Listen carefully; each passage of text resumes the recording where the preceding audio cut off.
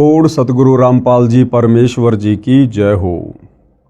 परमपिता परमात्मा सारी सृष्टि के रचनहार, कुल मालिक, असंख्य ब्रह्मांडों के स्वामी, जगत गुरु, तीनों लोकों में प्रवेश करके सबका धारण पोषण करने वाले, राजाधिराज, आत्माधार, नाथों के नाथ, देवों के देव महादेव, सर्वेश्वर महेश्वर, मृत्युंजय, अजरो अमर, आदि अनादि सनातनी प्रभु, जगत पिता जगदीश्वर, श्री श्री 1008 की उपाधि के वास्तविक अधिकारी, अकाल मूरत, शब्द स्वरूपी राम वासुदेव, सर्वगतम ब्रह्म, परम पूज्य, प्रथम पूज्य, परम संत, परम पुरुष, परम धनी, परम दयालु, सत्य कबीर, हक्का कबीर, अल्लाहु कबीर, अल्लाहु अकबर, बाखबर, अल्लाह ताला,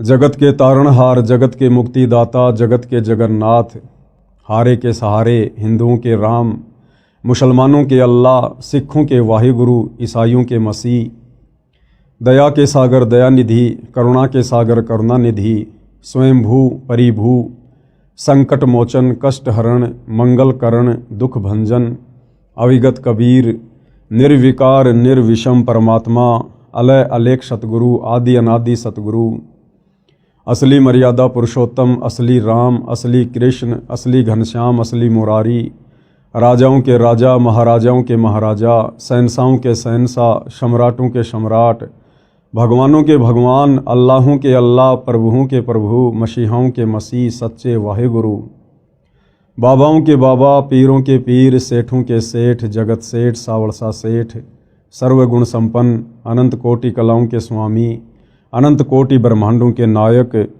योगियों में महायोगी, ध्यानियों में महाध्यानी, सिद्धों में परम सिद्ध, ज्ञानियों में तत्वज्ञानी, ब्रह्म ज्ञानी, महाज्ञानी, परम ज्ञानी, सर्वश्रेष्ठ ज्ञानी, विज्ञानी, युवा कबीर, समर्थ कबीर, असमवात, अमित ओजा, सच्चे रहनुमा, करीम अल्लाह, सुभान अल्लाह, दुनिया के अंतिम पैगंबर, 8 सितंबर 1951 से गांव धनाना, जिला सोनीपत, हरियाणा, भारतवर्ष की पवित्र भूमि पर प्रकट रियल कल्कि भगवान श्री नारायण साकार हरि, श्री बाबा साहेब नूर अनंत परमात्मा, सच्चे दरवेश, सच्चे बाखबर, संत श्रोमणी सतगुरु रामपाल जी परमेश्वर जी के चरण कमल में साध संगति से जुड़े हुए देश विदेश से आप और हम सभी सत्सेवक भाई बहनों का अनंत कोटि दंडवत प्रणाम।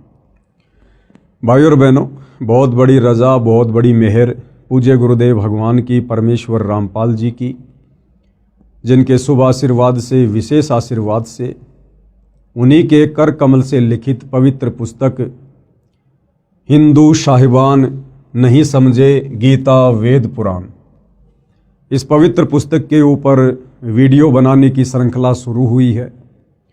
इस श्रृंखला में आज हमारा ये पहला वीडियो है और विशेषकर हिंदू समाज से जुड़े हुए उन सभी भाई बहनों से मैं निवेदन करूंगा, प्रार्थना करूंगा, विनती करूंगा कि आप जी इस पवित्र पुस्तक को बहुत ही ध्यानपूर्वक और धैर्यपूर्वक देखने का कष्ट करें। देखिए, जब तक हम किसी के विचार नहीं सुनेंगे, हम किसी के विषय में जानेंगे नहीं, तो हमें उनके विषय में कभी भी पता नहीं चलेगा। और यदि हम लोगों की कही हुई बातों को सुनकर या भेड़ चाल में वर्तमान में जो दुनिया चल रही है, अगर हम भी उसी चाल का हिस्सा बनकर किसी को जज करेंगे तो हम कभी भी अध्यात्म में निष्कर्ष तक नहीं पहुंच सकते। और यदि हम अध्यात्म में निष्कर्ष तक नहीं पहुंचे तो हमारा ये अनमोल मनुष्य जीवन बर्बाद हो जाएगा, क्योंकि परमपिता परमेश्वर जी ने ये मनुष्य जन्म, चाहे स्त्री का हो या पुरुष का हो, जो कि 84 लाख योनियों से भिन्न है, हमें परमेश्वर ने केवल शास्त्र अनुकूल सत भक्ति, सच्चे सतगुरु से लेकर करके मोक्ष प्राप्ति के लिए मिला है। और यदि हमने इस मनुष्य जन्म से शास्त्र अनुकूल सत भक्ति, सच्चे सतगुरु से उपदेश लेकर नहीं की, तो भाई और बहनों, परमपिता परमेश्वर हमें अगला जन्म 184 में देंगे। 184 योनियाँ जो हम अपने आसपास प्रतिदिन देखते हैं, गधे, कुत्ते, सूअर, बैल, भैंस, जंगली जानवर, कीट पतंग, फिर हमें ये मनुष्य जन्म मिलेंगे। और आज जो सुख सुविधा हमें प्राप्त है इस मनुष्य जीवन में, फिर उन 1,84 वाले शरीरों में ये सुविधा हमें कदापि प्राप्त नहीं होगी। और काफ़ी समय तक फिर परमेश्वर हमें पुनः मनुष्य जन्म भी नहीं देंगे, क्योंकि 1,84 योनियां भोगने के बाद एक मनुष्य जन्म परमात्मा सिर्फ और सिर्फ सच्चे सतगुरु से उपदेश लेकर सत भक्ति करने के लिए प्रदान करते हैं। इसलिए भाइयों और बहनों, आप इस मनुष्य जन्म की कीमत को समझिए और ये मनुष्य जन्म जिन श्वासों के ऊपर टिका हुआ है उन श्वासों की कीमत को समझिए। सतगुरु रामपाल जी क्या समझाना चाहते हैं, क्या संदेशा वो समाज को देना चाहते हैं, क्यों उन्होंने सन 1994 से अपना जीवन परमार्थ के कार्यों के लिए न्योछावर कर दिया और वर्तमान में भी पूरी तरह से संघर्षरत हैं परमार्थ के लिए। तो महापुरुषों के जीवन में जब तक हम झांक कर देखेंगे नहीं भाई और बहनों, हम सच्चाई से रूबरू नहीं हो सकते हैं। तो अब ये पवित्र पुस्तक हिंदू साहिबान नहीं समझे गीता वेद पुराण, मैं अपनी तरफ से इस पुस्तक के विषय में ज़्यादा कुछ नहीं बोलूँगा, क्योंकि इस पुस्तक में बहुत कुछ, या यूं कह लीजिए सब कुछ सतगुरु रामपाल जी परमेश्वर जी ने डाल दिया है।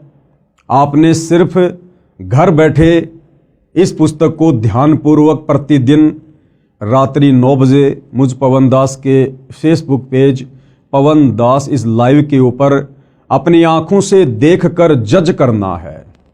आप चाहें तो पवित्र गीता जी को, जो गीता प्रेस गोरखपुर से प्रकाशित है, विशेषकर हिंदू समाज जिसको परम सत्य मानता है, आप जी उस गीता को भी अपने साथ में रखिए। वो गीता जी कौन सी है, कहाँ मिलेगी, कहाँ से प्रकाशित हैं, इस पुस्तक में आपको बताया जाएगा, समझाया जाएगा। गीता जी आप अपने साथ रखिए, ऐसा इसलिए कहा जा रहा है ताकि आपके मन में कोई भी डाउट पैदा ना हो। यदि आपको लगे कि संत रामपाल जी ने अपनी पुस्तक में जो बातें लिखी हैं गीता जी के विषय में, वेदों के विषय में, पुराणों के विषय में, और यदि आपको लगता है कि वो गलत हैं, तो आप जी अपनी पवित्र पुस्तक गीता जी को उठाकर खोलकर वो श्लोक, वो अध्याय मिला सकते हैं अपनी संतुष्टि के लिए। अन्यथा सतगुरु रामपाल जी ने तो अक्षर अक्षर परम सत्य ही लिखा है। तो भाइयों और बहनों, अब हम सीधा पुस्तक की ओर चलते हैं और ये पवित्र पुस्तक समाज को क्या संदेशा देना चाहती है, इस पर हम विचार करेंगे। हिंदू साहिबान नहीं समझे गीता वेद पुराण। आज हम इसके प्रथम अध्याय को लेते हैं। सबसे पहले 2 शब्द। विश्व के सब भाइयों तथा बहनों को मेरा सत सत प्रणाम। भाई और बहनों, अभी हम नादान हैं, अध्यात्म से अपरिचित हैं। जिस समय हम अध्यात्म की गहराई को छुएंगे, हम शास्त्र अनुकूल सत भक्ति को ग्रहण करेंगे, सतगुरु रामपाल जी को सतगुरु के रूप में धारण करेंगे, उस समय आपको बहुत ज़्यादा पछतावा होगा। किस बात को लेकर? कि हम नादान प्राणियों को समझाने के लिए सतगुरु रामपाल जी हमें कह रहे हैं सत सत प्रणाम, जबकि अनंत बार कोटि कोटि प्रणाम हम लोगों ने सतगुरु रामपाल जी के चरणों में कहना चाहिए। परंतु अभी हम अध्यात्म से अनजान हैं, नादान हैं, भ्रमित हैं। हर धर्म के प्रत्येक धर्म गुरु ने समस्त समाज के अनुयायियों को शास्त्र विरुद्ध साधना पर लगाकर भक्ति और भगवान से कोसों दूर कर दिया है, और भगत समाज सच्चे गुरु की पहचान करना भी भूल चुका है। क्योंकि किसी भी धर्म का व्यक्ति हो, वो केवल उस धर्म की पुस्तकों का नाम तो जानता है, लेकिन पुस्तकों के अंदर ज्ञान क्या छुपा हुआ है, वो पुस्तकें कहना क्या चाहती हैं, समझा क्या रही हैं, वो ना हमारे धर्म गुरुओं को पता है और ना आम नागरिकों को पता है। और जब हमें इस बात का पता चलेगा सतगुरु रामपाल जी से उपदेश लेकर या उनके सत्संग सुनकर, उसके बाद ये जो शब्द यहाँ लिखे हुए हैं इस पुस्तक में सतगुरु रामपाल जी की तरफ से कि सत सत प्रणाम, उसके बाद हम उनके चरण कमल में कहेंगे गुरुदेव भगवान के चरण कमल में अनंत कोटि दंडवत प्रणाम। हिंदू साहिबानों से मेरा निवेदन है कि इस पुस्तक को निष्पक्ष बुद्धि से दिल थाम कर पूरा पढ़ना। हिंदू समाज के लिए ये पुस्तक संजीवनी है तथा वरदान सिद्ध होगी। आपने संजीवनी बूटी का तो नाम सुना होगा। जब लक्ष्मण जी के प्राण संकट में थे तो हनुमान जी को सेवा दी गई द्रोणागिरी पर्वत से संजीवनी बूटी लाने की। हनुमान जी संजीवनी बूटी लेकर आए, उसका रस श्री लक्ष्मण जी के मुख में डाला गया, तब वे कोमा से बाहर आए, वे होश में आए। इसी प्रकार भाइयों और बहनों, युगों युगों से ये समाज भक्ति और भगवान के नाम पर भ्रमित है। हमारे धर्म गुरुओं ने काल प्रेरणा से हमारे से शास्त्र विरुद्ध साधना करवाकर हमें अज्ञान की गहरी नींद में सुला रखा है। अब ये पुस्तक सतगुरु रामपाल जी के कर कमल से लिखित, इसको पढ़ने और समझने के बाद ये पुस्तक हमारे लिए संजीवनी बूटी साबित होगी। हम जो अज्ञानता की गहरी नींद में सोए हुए हैं, ये पुस्तक हमें जगाएगी, हमें समझाएगी कि नादानो जागो, उठो, आज तुम्हें मनुष्य जन्म प्राप्त है, जिस मनुष्य जन्म के लिए 33 करोड़ देवी देवता और ब्रह्मा विष्णु महेश भी तरसते हैं, क्योंकि पूर्ण मोक्ष पूर्ण मुक्ति केवल मनुष्य जन्म में ही संभव है, देव शरीर में संभव नहीं है। इसलिए ये पवित्र पुस्तक हिंदू साहिबान नहीं समझे, गीता वेद पुराण हमारे लिए संजीवनी बूटी का काम करेगी। हिंदू समाज के लिए यह पुस्तक संजीवनी है तथा वरदान सिद्ध होगी। निवेदन, भगतात्मा हिंदुओं से मेरा करबद्ध निवेदन है कि इस पुस्तक के अमृत ज्ञान के सत्य तथा असत्य को जानने के लिए आप गीता प्रेस गोरखपुर से प्रकाशित व मुद्रित तथा श्री जयदयाल गोविंदका जी द्वारा अनुवादित पदछेद अन्वय साधारण भाषा टीका सहित श्रीमद् भगवत गीता साथ रखें। ये पवित्र गीता जी कौन सी पुस्तक है, क्या इसका नाम है? इसी पुस्तक को आप जी किसी भी धार्मिक पुस्तकों की दुकान से खरीद कर अपने घर ला सकते हैं और सतगुरु रामपाल जी के कर कमल से लिखित इस पुस्तक से मिलान कर सकते हैं, ताकि आपको कोई डाउट ना रहे, आपको कोई शंका ना रहे। आगे बढ़ते हैं भाइयों और बहनों, हम इस पुस्तक में अजब आनंद आएगा, क्योंकि इसमें अनुवादक ने शब्दों के अर्थ आमने सामने भिन्न भिन्न किए हैं। अन्य अनुवादकों ने ऊपर संस्कृत में मूल पाठ रखा है, नीचे केवल अनुवाद सीधा किया है, शब्दों के अर्थ भिन्न भिन्न नहीं किए हैं। यदि मुझ पर भरोसा करो तो उस गीता की भी आवश्यकता नहीं है, क्योंकि मैंने उसी पुस्तक की फोटोकॉपी लगाई है। भाइयों और बहनों, सतगुरु रामपाल जी क्या कह रहे हैं कि यदि आप मुझ पर विश्वास करते हैं कि भाई सतगुरु रामपाल जी एक संत हैं, महापुरुष हैं, सतगुरु हैं, और सुना है कि सच्चे संत कभी भी समाज को उल्टी दिशा प्रदान नहीं करते हैं। सच्चे संत तो पथ भ्रष्ट समाज को शास्त्र अनुकूल साधना पर लगाकर उन्हें जीवन दान देते हैं। यदि आपको सतगुरु रामपाल जी पर इतना विश्वास है, इतना भरोसा है, तो फिर आपको वो गीता प्रेस गोरखपुर से प्रकाशित गीता भी लाने की आवश्यकता नहीं पड़ेगी, क्योंकि उसी पुस्तक के रेफरेंस फोटोकॉपी के रूप में आप और हमें समझाने के लिए परम संत सतगुरु रामपाल जी ने इस पुस्तक में प्रयोग किए हैं। पुस्तक हिंदू साहिबान नहीं समझे गीता वेद पुराण का आधार सूक्ष्म वेद यानी तत्व ज्ञान है। समझने के लिए प्रमाण वेदों, गीता, महाभारत तथा पुराणों आदि शास्त्रों से लिए हैं। सूक्ष्म वेद में कहा है कि ब्रह्मा, विष्णु तथा महेशा तीनों देव दयालु हमेशा, तीन लोक का राज है ब्रह्मा विष्णु महेश, तीनों देवता कमल दल बसै ब्रह्मा विष्णु महेश, प्रथम इनकी वंदना फिर सुन सतगुरु उपदेश।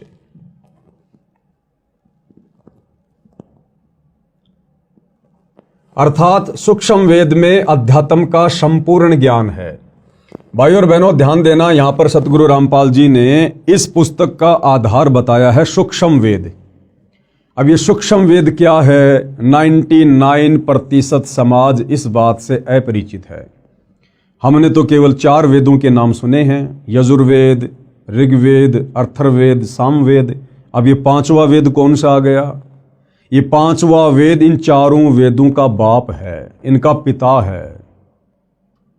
अध्यात्म से संबंधित कंप्लीट ज्ञान, पूर्ण मुक्ति का मार्ग जो इन चारों वेदों में नहीं है, पवित्र गीता जी में नहीं है, 18 पुराणों में नहीं है, मुसलमानों की तौरात, जबूर, इंजिल, हदीसों में नहीं है, कुरान मजीद, कुरान शरीफ में नहीं है, सिखों के गुरु ग्रंथ साहिब में नहीं है, ईसाइयों की बाइबल में नहीं है, वो कंप्लीट अध्यात्म का ज्ञान, कंप्लीट कोश, कंप्लीट सलेबस 5वें वेद सूक्ष्म वेद में है।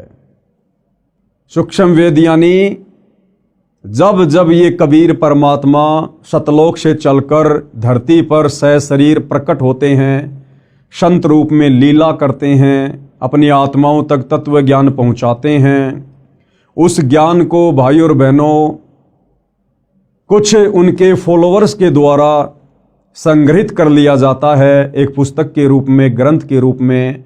उसको सूक्ष्म वेद कहते हैं, सूक्ष्म ज्ञान कहते हैं। जैसे 650 साल पहले बनारस के काशी में जब कबीर जी आए थे, सन 1398 से 1518 तक यानी 120 वर्ष तक उन्होंने लीला की, अपने ज्ञान का प्रचार किया, 64 लाख आत्माओं को अपनी शरण में लिया। उन्होंने जो भी हमें तत्व ज्ञान बताया, समझाया, उस ज्ञान को आगे चलकर आदरणीय धर्मदास जी नाम के एक भगत के द्वारा कबीर सागर के रूप में लिपिबद्ध कर लिया गया। उसको सूक्ष्म वेद कहते हैं, वो 5वां वेद है। उसके बाद लगभग 300 वर्ष पहले गांव छुडानी, जिला झज्जर, हरियाणा में आदरणीय गरीबदास जी हुए, और इसी प्रकार से गरीबदास जी को भी कबीर परमात्मा सतलोक से आकर मिले, उनको सत ज्ञान दिया, उनको सतलोक दिखाया, सारी सृष्टि रचना समझाई, और इसी प्रकार आदरणीय गरीबदास जी ने भी एक सूक्ष्म वेद की रचना करवाई, जिसको सदग्रंथ साहिब के नाम से जाना जाता है, जिसमें 24,000 वाणियाँ हैं। यानी आदरणीय गरीबदास जी के सदग्रंथ साहिब में चारों वेदों को मिलाकर कहीं अधिक वाणियाँ हैं, 24,000 वाणियाँ हैं, जिसको सूक्ष्म वेद कहा जाता है। तो सतगुरु रामपाल जी कह रहे हैं कि मैंने ये जो पुस्तक लिखी है आप लोगों को समझाने के लिए, इस पुस्तक का आधार सूक्ष्म वेद है। बाकी जितने भी पुस्तकें हैं हर धर्म की, हिंदू, मुसलमान, सिख, ईसाइयों की, चारों वेद, गीता जी, 18 पुराण, ये केवल आपको समझाने के लिए दिखाऊंगा, ताकि आप हिंदू धर्म के भाई बहनों को कोई शंका ना हो, कोई डाउट ना हो, आपको ये कन्फर्म हो, यकीन हो, विश्वास हो कि वास्तव में सतगुरु रामपाल जी ने इस पुस्तक में जो भी कुछ लिखा है, समझाया है, ये हमारे ही धर्म की धर्म पुस्तकों के अंदर पहले से लिपिबद्ध है। लेकिन ना तो हमारे धर्मगुरु समझ पाए और ना हम समझ पाए। तो हमारे डाउट को क्लियर करने के लिए सतगुरु रामपाल जी और हिंदू धर्म के चारों वेद, गीता जी और 18 पुराणों का सहयोग लेंगे, केवल हमें समझाने के लिए। अर्थात सूक्ष्म वेद में अध्यात्म का संपूर्ण ज्ञान है। उसमें कहा है कि तीनों देवता श्री ब्रह्मा जी, श्री विष्णु जी तथा श्री शिव जी बहुत दयालु हृदय के हैं। इनकी केवल 3 लोक, स्वर्गलोक, पाताल लोक, पृथ्वी लोक, ध्यान देना भाई और बहनों, श्री ब्रह्मा जी, श्री विष्णु जी तथा श्री शिव जी ये सारी सृष्टि के मालिक नहीं हैं, असंख्य ब्रह्मांडों के परमपिता नहीं हैं। इनको केवल 3 लोक दिए गए हैं, केवल 3 लोक। ये केवल 3 लोक में एक एक विभाग संभालते हैं। टोटल 21 ब्रह्मांड हैं। जिस सृष्टि में हम रह रहे हैं यहां टोटल 21 ब्रह्मांड हैं। 21 ब्रह्मांड में एक ब्रह्मांड और एक ब्रह्मांड के अंदर मात्र 3 लोक, पाताल लोक, पृथ्वी लोक और स्वर्ग लोक। केवल इन 3 लोकों के स्वामी हैं ब्रह्मा विष्णु महेश। श्री ब्रह्मा जी रजोगुण के स्वामी हैं, श्री विष्णु जी सतोगुण के स्वामी हैं और श्री शिव जी यानी शंकर जी तमोगुण के स्वामी हैं। स्वर्ग लोक, पाताल लोक, पृथ्वी लोक में सत्ता है इन तीनों की। ये 3 लोक के मालिक हैं, परंतु लोक तो बहुत सारे हैं जिनका मालिक परम अक्षर ब्रह्म है। इन 3 लोकों के अलावा जितनी भी सृष्टि है, जितने भी ब्रह्मांड हैं और इंक्लूड तीनों लोक, इन सब के ऊपर जो सत्ता है वो परम अक्षर ब्रह्म की है, पूर्ण ब्रह्म परमात्मा की है, कबीर देव की है, जिसकी सत्ता तीनों लोकों समेत सब पर है। मोक्ष प्राप्ति के लिए प्रथम इन तीनों देवताओं की वंदना अर्थात मान सम्मान यानी साधना करनी होती है। परमपिता परमेश्वर जी ने अपना एक मैनेजमेंट बना रखा है, एक सिस्टम बना रखा है इस सृष्टि को चलाने के लिए, और उस सिस्टम के अंतर्गत ब्रह्मा विष्णु महेश जी तो केवल एक मैनेजर के रूप में कार्य कर रहे हैं। जिस प्रकार से एक फैक्ट्री होती है, फैक्ट्री का एक मालिक होता है, मालिक के बहुत सारे नौकर होते हैं, सुपरवाइजर होते हैं, उन सब पर निगाह रखने के लिए, उन सब से कार्य करवाने के लिए मालिक अपना एक मैनेजर नियुक्त करता है, जो उस कंपनी के मालिक की गैर हाजिरी में सर्व कार्यों की देख रेख करता है और सारी रिपोर्ट अपने मालिक को देता रहता है।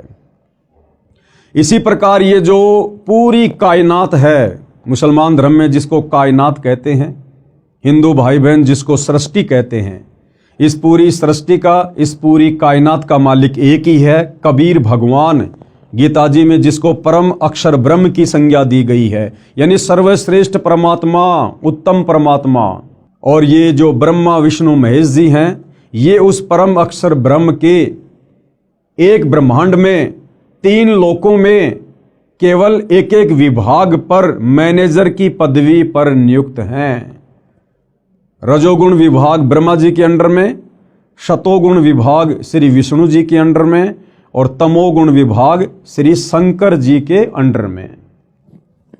अर्थात मान सम्मान यानी साधना करनी होती है।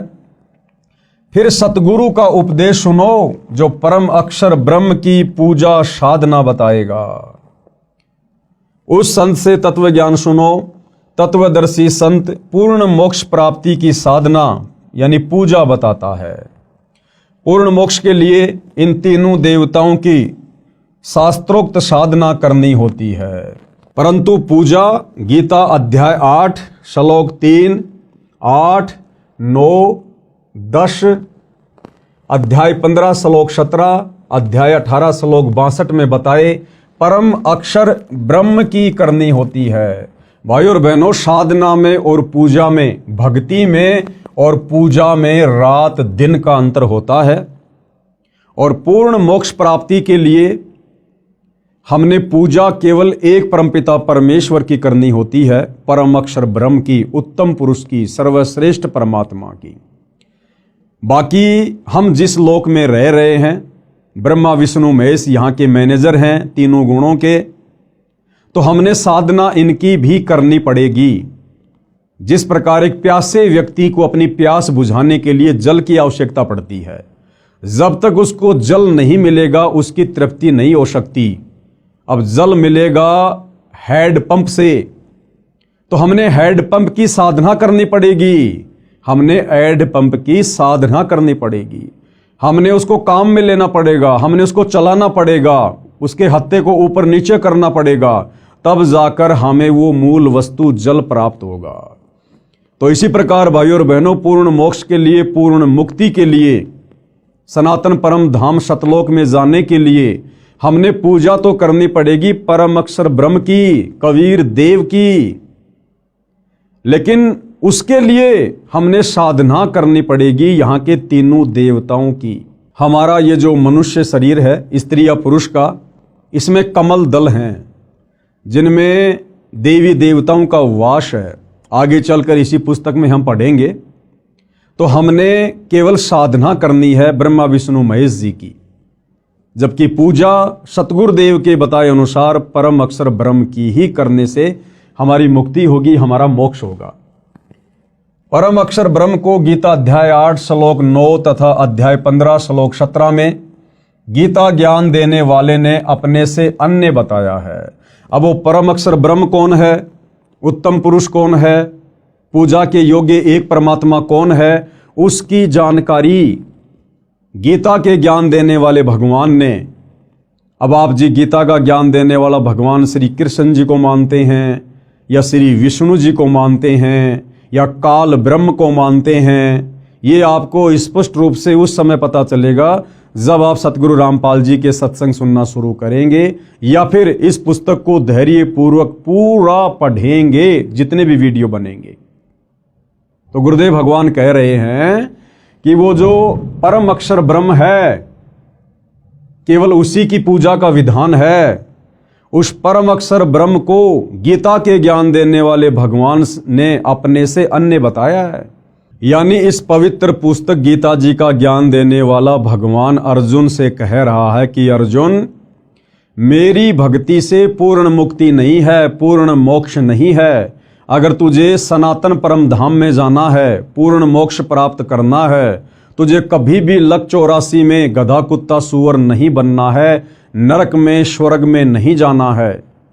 तुझे केवल सनातन परम धाम में जाना है, जहां जाने के बाद प्राणी फिर कभी लौटकर इस संसार में वापस दुख भोगने के लिए नहीं आता है। वो परम अक्षर ब्रह्म, वो तो मेरे से अलग है, मेरे से अन्य है। और गीता जी में गीता ज्ञान देने वाला भगवान कहां कहां किन किन श्लोकों में अपने से अन्य उस परम अक्षर ब्रह्म की जानकारी दे रहा है, आपको इस पुस्तक में स्पष्ट रूप से पढ़ने और देखने को मिलेगा। परम अक्षर ब्रह्म को गीता अध्याय 8 श्लोक 9 तथा अध्याय 15 श्लोक 17 में गीता ज्ञान देने वाले ने अपने से अन्य बताया है तथा कहा है कि उत्तम पुरुष तू अन्य, पुरुषोत्तम तो मेरे से अन्य हैं। यानी गीता जी का ज्ञान देने वाला भगवान ही कंप्लीट नहीं है, वो सर्वे सर्वा नहीं है, सारी सृष्टि का मालिक नहीं है। गीता ज्ञान देने वाला भगवान तो खुद कह रहा है कि भाई वो पूर्ण ब्रह्म परमात्मा परम अक्षर ब्रह्म तो मेरे से भी अन्य है। वही परमात्मा है, सबका धारण पोषण करने वाला अविनाशी परमेश्वर है। गीता का ज्ञान देने वाला कह रहा है कि अर्जुन, मेरा भी धारण पोषण करने वाला और समस्त संसार के प्राणियों का धारण पोषण करने वाला वही परमात्मा परम अक्षर ब्रह्म है। पूजा तथा साधना का अंतर जानने के लिए आप इसी पुस्तक में पेज नंबर 179 पर पढ़ें, यानी आगे हम पढ़ेंगे। मेरा उद्देश्य, सतगुरु रामपाल जी क्या कह रहे हैं कि उनका क्या मकसद है, क्या उनका उद्देश्य है इस पुस्तक को लिखने का और इस पुस्तक के माध्यम से भगत समाज को जगाने का। विश्व के मानव को सत्य ज्ञान सुनाकर सनातनी बनाना है, सनातनी। क्योंकि पिछला इतिहास बताता है कि पहले केवल एक सनातन पंथ यानी धर्म ही था। तत्व ज्ञान के अभाव से हम धर्मों में बंटते चले गए, जो विश्व में अशांति का कारण बना है। एक दूसरे के जानी दुश्मन बन गए हैं। यह बात विश्व का मानव निर्विरोध मानता है कि सबका मालिक यानी परमात्मा एक है। ये बात तो सभी मानते हैं कि भाई पूरे विश्व का मालिक सबका भगवान एक ही है। परंतु वह कौन है? परंतु वह कौन है, कैसा है, यानी साकार है या निराकार है, मानव रूप में है या अन्य रूप में है, यह प्रश्नवाचक चिन्ह अभी तक लगा है।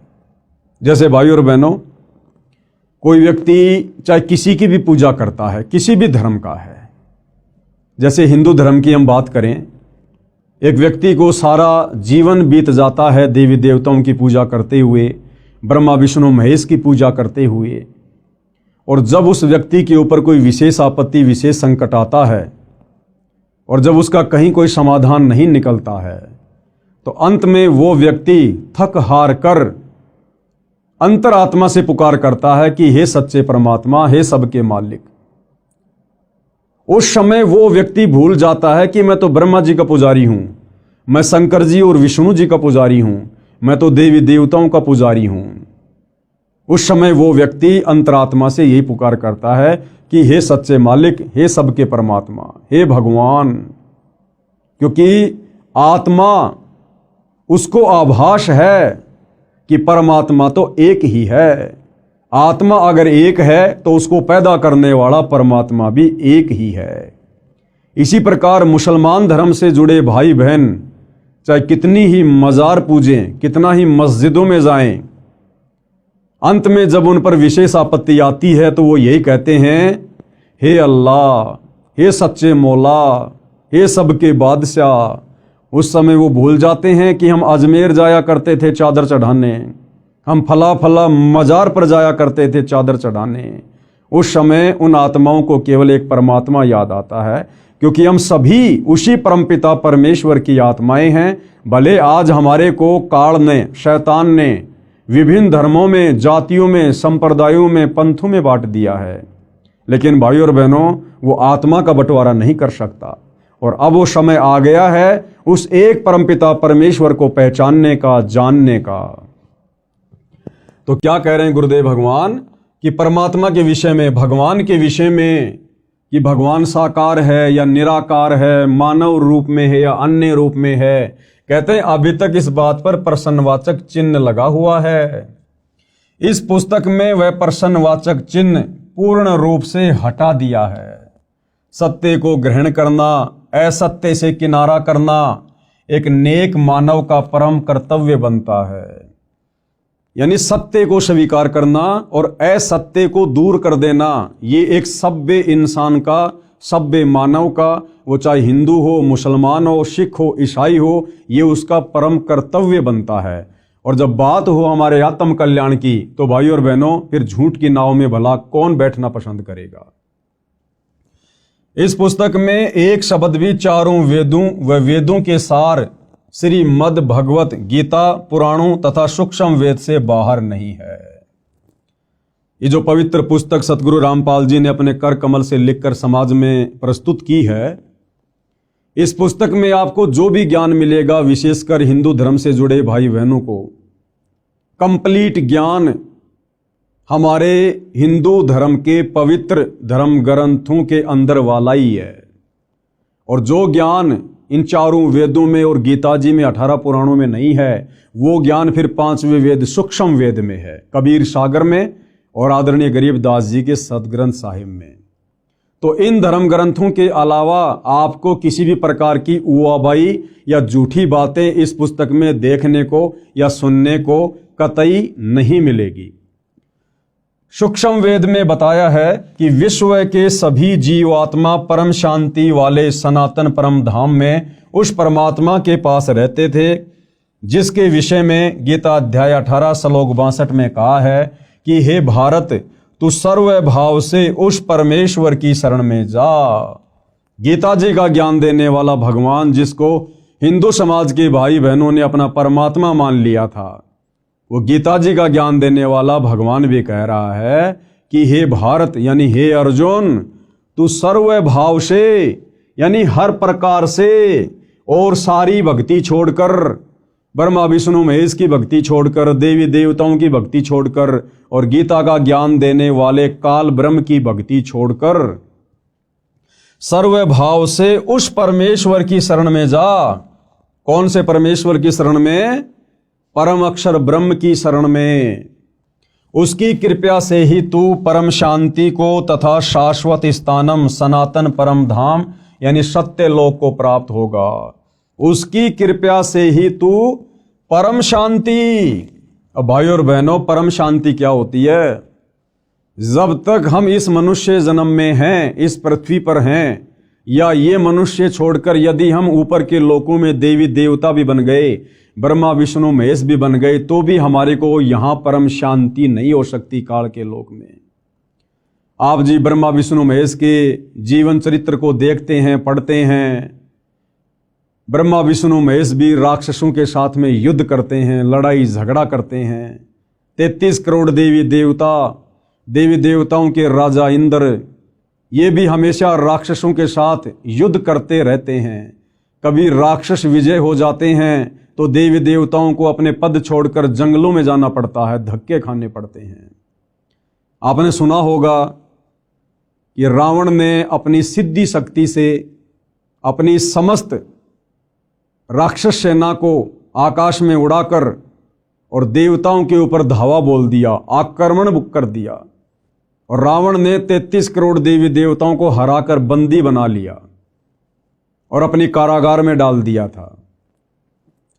श्री शनिदेव महाराज तो रावण के पैरों के नीचे रहा करते थे। जैसे आप और हम भाई बहन जूते झाड़ने के लिए हम जिस फुटमेट का प्रयोग करते हैं ना, शनिदेव तो रावण के पैरों के नीचे रहा करता था। वरुण देव ये रावण का पानी भरा करता था। अग्निदेव रावण की रसोई में खाना बनाया करता था। पवन देव रावण के महल में झाड़ू निकाला करता था। तो भाई और बहनों, यहां परम शांति नहीं है। चाहे हम 33 करोड़ देवी देवता क्यों ना बन जाएं, चाहे हम ब्रह्मा विष्णु महेश की पदवी को प्राप्त क्यों ना हो जाएं, जब तक हम इस काल के 21 ब्रह्मांड में हैं, इस लोक में हैं, तब तक हमें परम शांति नहीं हो सकती। तो गीता का ज्ञान देने वाला भगवान काल ब्रह्म कह रहा है कि उसकी कृपा से ही तू परम शांति को तथा शाश्वत स्थानम, यानी जिस स्थान का, जिस लोक का, जिस सृष्टि का किसी भी देश काल और परिस्थिति में विनाश ना हो, जो कभी भी नष्ट ना होती हो, जहां कभी कोई प्रलय ना आती हो, महाप्रलय ना हो, कहते हैं तू उसको प्राप्त हो जाएगा, तू वहां चला जाएगा उस परम अक्षर ब्रह्म की कृपा से, उसकी भक्ति करके। उसकी कृपा से ही तू परम शांति को तथा शाश्वत स्थानम, सनातन परम धाम यानी सत्य लोक को प्राप्त होगा। उस परमेश्वर का प्रमाण गीता ज्ञान देने वाला भगवान कह रहा है अर्जुन से कि उस परम अक्षर परमात्मा का प्रमाण, यानी वो कौन है, कैसा है, कहाँ रहता है, उसकी प्राप्ति की विधि क्या है। कहते हैं इसका जो प्रमाण है, उस परमेश्वर का प्रमाण, गीता अध्याय 8 श्लोक 1 में अर्जुन ने प्रश्न किया कि आपने गीता अध्याय 7 श्लोक 29 में जो तत्व ब्रह्म कहा है, वह तत्व ब्रह्म क्या है? जिसका उत्तर देते हुए गीता अध्याय 8 श्लोक 3, 8, 9 व 10, गीता अध्याय 15 श्लोक 4 तथा 17 आदि में कहा है, जिस लोक में वह तत्व ब्रह्म यानी परम अक्षर ब्रह्म सत्य पुरुष रहता है, उसमें परम शांति है, यानी महासुख है। उस सनातन परम धाम में गए साधक यानी भगत फिर लौटकर संसार में नहीं आते। जीवात्मा जब से परम अक्षर ब्रह्म यानी परमेश्वर से बिछुड़ी है, यानी उस परम शांति वाले सनातन परम धाम से काल ब्रह्म के दुखाले लोक में आई है, उसी समय से इसको उस सुख का अभाव खल रहा है जो परमात्मा के पास था। अब भाइयों और बहनों, वो शाश्वत स्थान क्या है, वो सतलोक क्या है, जहां पर हम सभी रहा करते थे। 33 करोड़ देवी देवता, ब्रह्मा विष्णु महेश, जितने भी मानव शरीरधारी प्राणी हैं, 184 योनियों में जितने भी अनगिनत असंख्य जीव जंतु हैं, ये सभी आत्माएं पहले उस परम अक्षर ब्रह्म के पास उस सत्य पुरुष के पास उसके अमर लोक सतलोक में रहा करती थी। हम सब भाई बहन वहां से क्यों आए, हमने वहां पर क्या गलती कर दी थी, जिस कारण से उस परम अक्षर ब्रह्म ने, परमपिता परमात्मा ने, सत्य पुरुष ने हम सभी को वहां से नीचे भेजना पड़ा इस काल के साथ, इस काल के लोक में, जहां हम असंख्य युगों से यहां कष्ट उठा रहे हैं। और हम भक्ति केवल इसीलिए करते हैं कि हमें सुख प्राप्त हो, और सुख भाई और बहनों इस लोक में नहीं है। ये संपूर्ण कथा क्या है, इसके लिए आपने सतगुरु रामपाल जी के द्वारा सर्व धर्म शास्त्रों का निष्कर्ष निकालकर और 5वें वेद सूक्ष्म वेद में वर्णित सृष्टि रचना को समझना पड़ेगा, पढ़ना पड़ेगा। आपको इस पुस्तक में आगे सृष्टि रचना की जानकारी दी जाएगी। इसके अलावा आप जी यूट्यूब पर ये सर्च कर सकते हैं सृष्टि रचना संत रामपाल जी महाराज। आपको सृष्टि रचना की जानकारी के बहुत सारे वीडियो देखने को मिलेंगे, आप वहां से भी जानकारी प्राप्त कर सकते हैं। तो क्या कहा जा रहा है कि जीव आत्मा जब से परम अक्षर ब्रह्म यानी परमेश्वर से बिछुड़ी है, यानी उस परम शांति वाले सनातन परम धाम से काल ब्रह्म के दुखाले लोक में आई है, उसी समय से इसको उस सुख का अभाव खल रहा है जो परमात्मा के पास था। उस सुख की खोज में इधर उधर भटक रही है। इस यात्रा में जैसा भी मार्गदर्शक मिला उस पर विश्वास कर लिया, क्योंकि भगत का हृदय नम्र व श्रद्धा युक्त होता है। यानी भगत का एक स्वभाव होता है, वो हर किसी पर बड़ी आसानी से विश्वास कर लेता है। इस कारण से धर्म बनते चले गए। अधूरे ज्ञान से मानव समाज धर्मों में बढ़ता चला गया। अनेकों पंथ यानी धर्म बन गए। सर्वप्रथम एक आदि सनातन पंथ यानी धर्म था। मानव समाज शास्त्रोक्त साधना करता था, यानी शास्त्रों के अनुसार ही साधना करता था। यह भैरव भूत की साधना नहीं करता था, चौराहों की पूजा नहीं करता था, किसी भी ऐरे गहरे जादू जंत्र करने वाले बाबाओं के चक्कर में आकर टोने टोटके जंत्र मंत्र में विश्वास नहीं करता था। केवल शास्त्रों के अनुसार साधना की जाती थी। आदि सनातन पंथ में शुरुआत में सतयुग में मानव समाज शास्त्रोक्त साधना करता था। वह सतयुग का समय था। वह कौन सा समय था? वो सतयुग का समय था, जिस समय पूरी पृथ्वी के मानव शास्त्रों के अनुसार यानी पांचों वेदों के अनुसार साधना किया करते थे। पांचों वेदों ऋग्वेद, यजुर्वेद, सामवेद, अथर्ववेद तथा सूक्ष्म वेद, केवल यही शास्त्र हुआ करते थे। 4 वेद ब्रह्मा जी को मिले, उनमें संपूर्ण अध्यात्म ज्ञान नहीं था। यानी वर्तमान में हिंदू समाज में जो 4 वेद मुख्यतः प्रचलित हैं, सर्वप्रथम ये चारों वेद उनके पिता काल ब्रह्म के द्वारा समुद्र मंथन के माध्यम से ब्रह्मा जी को मिले। ब्रह्मा जी ने आगे वह ज्ञान अपने पुत्रों को दिया, अपने वंशजों को दिया, ब्राह्मणों को दिया। ब्राह्मणों ने यानी धर्म गुरुओं ने फिर उस चारों वेदों वाले आधे अधूरे ज्ञान को आम समाज में उतार दिया काल प्रेरणा से।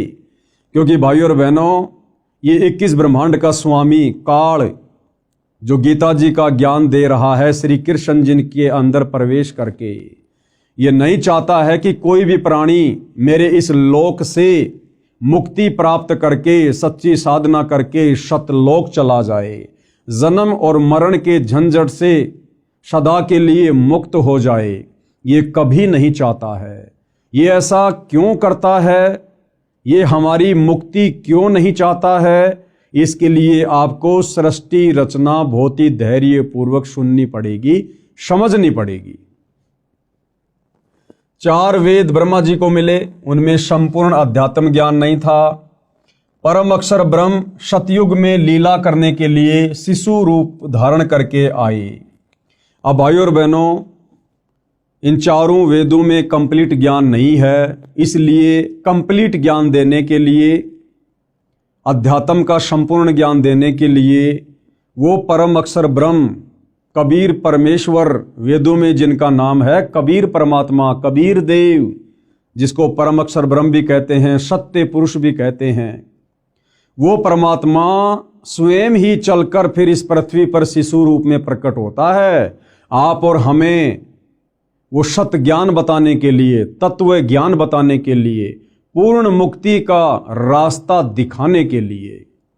और वो परमेश्वर यहाँ पर हम इंसानों की तरह एक लीला करता है।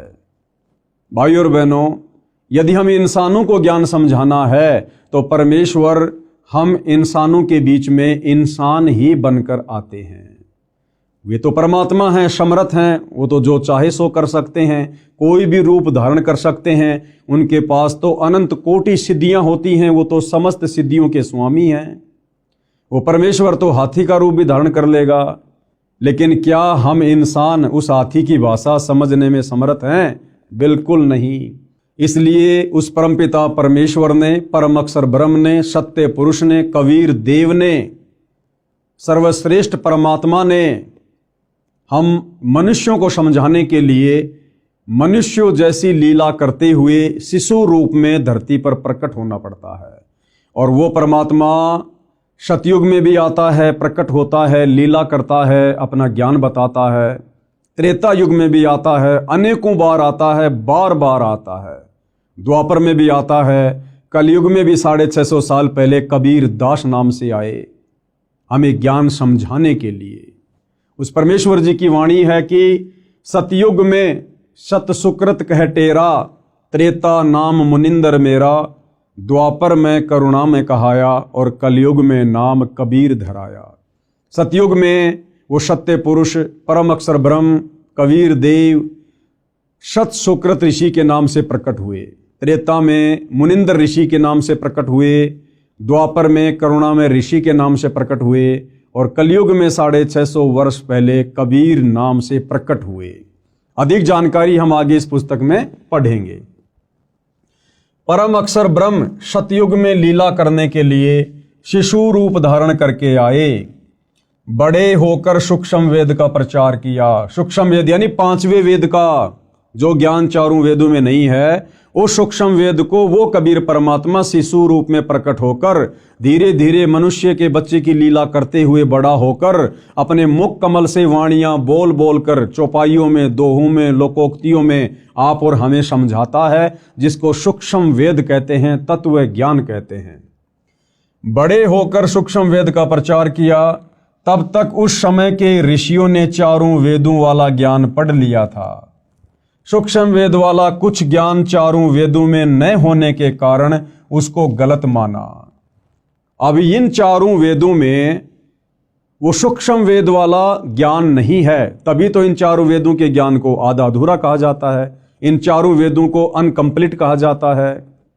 तो जिस समय वो सत्य पुरुष परम अक्षर ब्रह्म कबीर देव सतयुग में एक शिशु के रूप में प्रकट होते हैं, उससे पहले ये काल ब्रह्म ज्योति निरंजन अपने पुत्र ब्रह्मा को समुद्र मंथन के माध्यम से चारों वेद देकर आम समाज में उस ज्ञान का प्रचार प्रसार करवा चुका होता है। हमारे बड़े बड़े ऋषि मुनि, साधु संत महात्मा, ब्रह्मा जी के वंशज मनु जैसे, शाश्वत जैसे, ये उस ज्ञान को पढ़ चुके होते हैं, चारों वेदों वाले को, और आम समाज में उस ज्ञान का प्रचार प्रसार करना शुरू कर देते हैं। और जिस समय वो कबीर परमात्मा शिशु रूप में धरती पर प्रकट होता है और जब अपने 5वें वेद सूक्ष्म वेद का उस कंप्लीट तत्व ज्ञान का प्रचार करते हैं, लोगों को समझाते हैं कि भाई भक्ति का पूरा नॉलेज, भक्ति का पूरा ज्ञान, मुक्ति का पूरा मार्ग तुम्हारे इन चारों वेदों में नहीं है। तो आम व्यक्ति और वो जितने भी ऋषि मुनि होते हैं जो चारों वेदों को पढ़कर आगे ज्ञान प्रचार करते हैं, वो उस कबीर परमात्मा वाले सूक्ष्म वेद में वर्णित ज्ञान को स्वीकार नहीं करते हैं। और इस कारण से परमपिता परमेश्वर जी को उस 5वें वेद सूक्ष्म वेद के ज्ञान को आम जनता तक पहुंचाने में बड़ी कठिनाइयों का सामना करना पड़ता है। अब भाइयों और बहनों, आपके मन में एक छोटी सी शंका उठेगी कि भाई जब वो इतना बड़ा भगवान है, इतना समर्थ है, जिसने सारी सृष्टि रची है, ब्रह्मा विष्णु महेश को बनाया है, देवी देवताओं को बनाया है, सारी सृष्टि का संचालन कर रहा है, फिर भला उसकी मजबूरी कैसी? तो भाइयों और बहनों, इस संपूर्ण जानकारी के लिए आपको सृष्टि रचना पढ़नी पड़ेगी, समझनी पड़ेगी।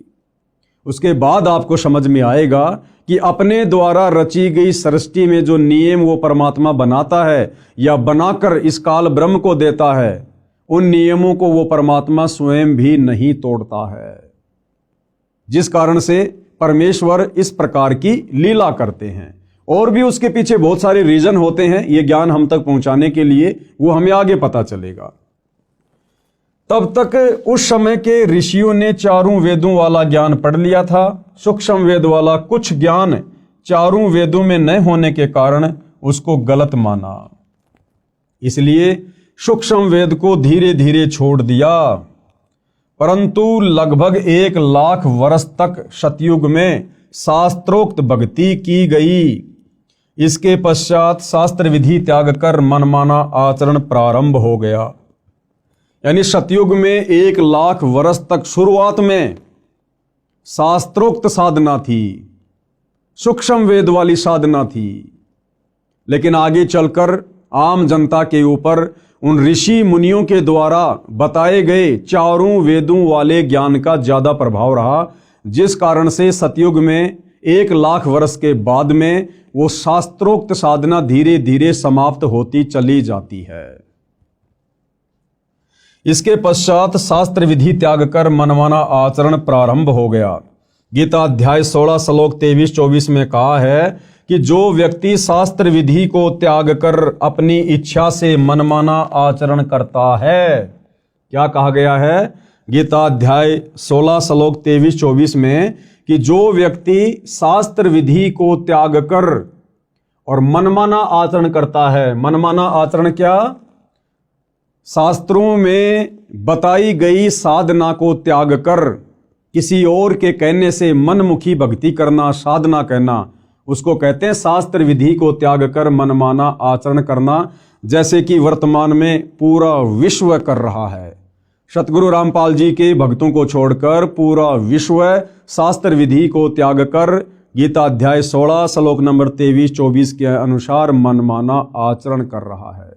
देवी देवताओं की पूजा, भैरव भूत की साधना, चौराहों की पूजा, पेड़ पौधों की पूजा, अन्य जंतर मंत्र, दुनिया भर के पाखंड, ये है शास्त्र विधि को त्याग कर मनमाना आचरण, जिसको करने के चलते इंसान सुखी होने के बजाय और अधिक दुखी होता जा रहा है।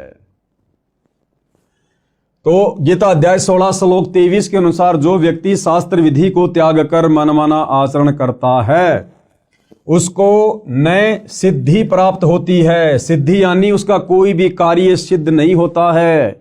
जिस कार्य के लिए वो भक्ति साधना करता है या करवाता है अपने गुरुजनों से, उसका वो कार्य सिद्ध नहीं होता, यानी उसको कोई सिद्धि प्राप्त नहीं होती, न उसकी गति होती है। गति यानी मरने के बाद शास्त्र विधि को त्याग कर मनमानी भक्ति पूजा साधना करने वाले की गति नहीं होती, यानी उसका मोक्ष नहीं होता है। वो नरक में जाता है, 84 लाख योनियों में जाता है, भूत और प्रेत की योनियों को प्राप्त करता है, और न उसे सुख मिलता है, ना उसे जीते जी कोई सुख मिलता है, और मरने के बाद उसकी गति नहीं हुई तो वो वैसे ही महादुखी रहेगा। इन 3 वस्तुओं के लिए ही भक्ति की जाती है। कौन सी 3 वस्तुओं के लिए? सिद्धि, रिद्धि और सुख। सिद्धि यानी कार्य सिद्धि, रिद्धि यानी धन माया और सुख प्राप्ति के लिए। और भाई शास्त्र विधि को त्याग कर मनमाना आचरण करने वालों को ये तीनों वस्तुएं प्राप्त नहीं होती हैं। और यदि फिर भी किसी को लगता है कि भैया हम तो यही छोटी मोटी भक्ति कर रहे हैं, जिस भक्ति का ना कोई सिर है, ना कोई पैर है, ना जिसका कोई आधार है, यानी गीता अध्याय 16 श्लोक नंबर 23-24 के अनुसार मनमाना आचरण है कि भाई हम तो यही साधना कर रहे हैं परंपरागत जो हमारे पूर्वज कर रहे थे, फिर भी देखो हमारे को सर्व सुख प्राप्त हैं, तो उस भाई को ये समझना चाहिए कि वो सर्व सुख रिद्धि सिद्धि तुम्हें वर्तमान में की गई भक्ति साधना से प्राप्त नहीं हो रहे। ये तुम्हारे पूर्व जन्मों की भक्ति का प्रतिफल है जो तुम्हें वर्तमान में मिल रहा है।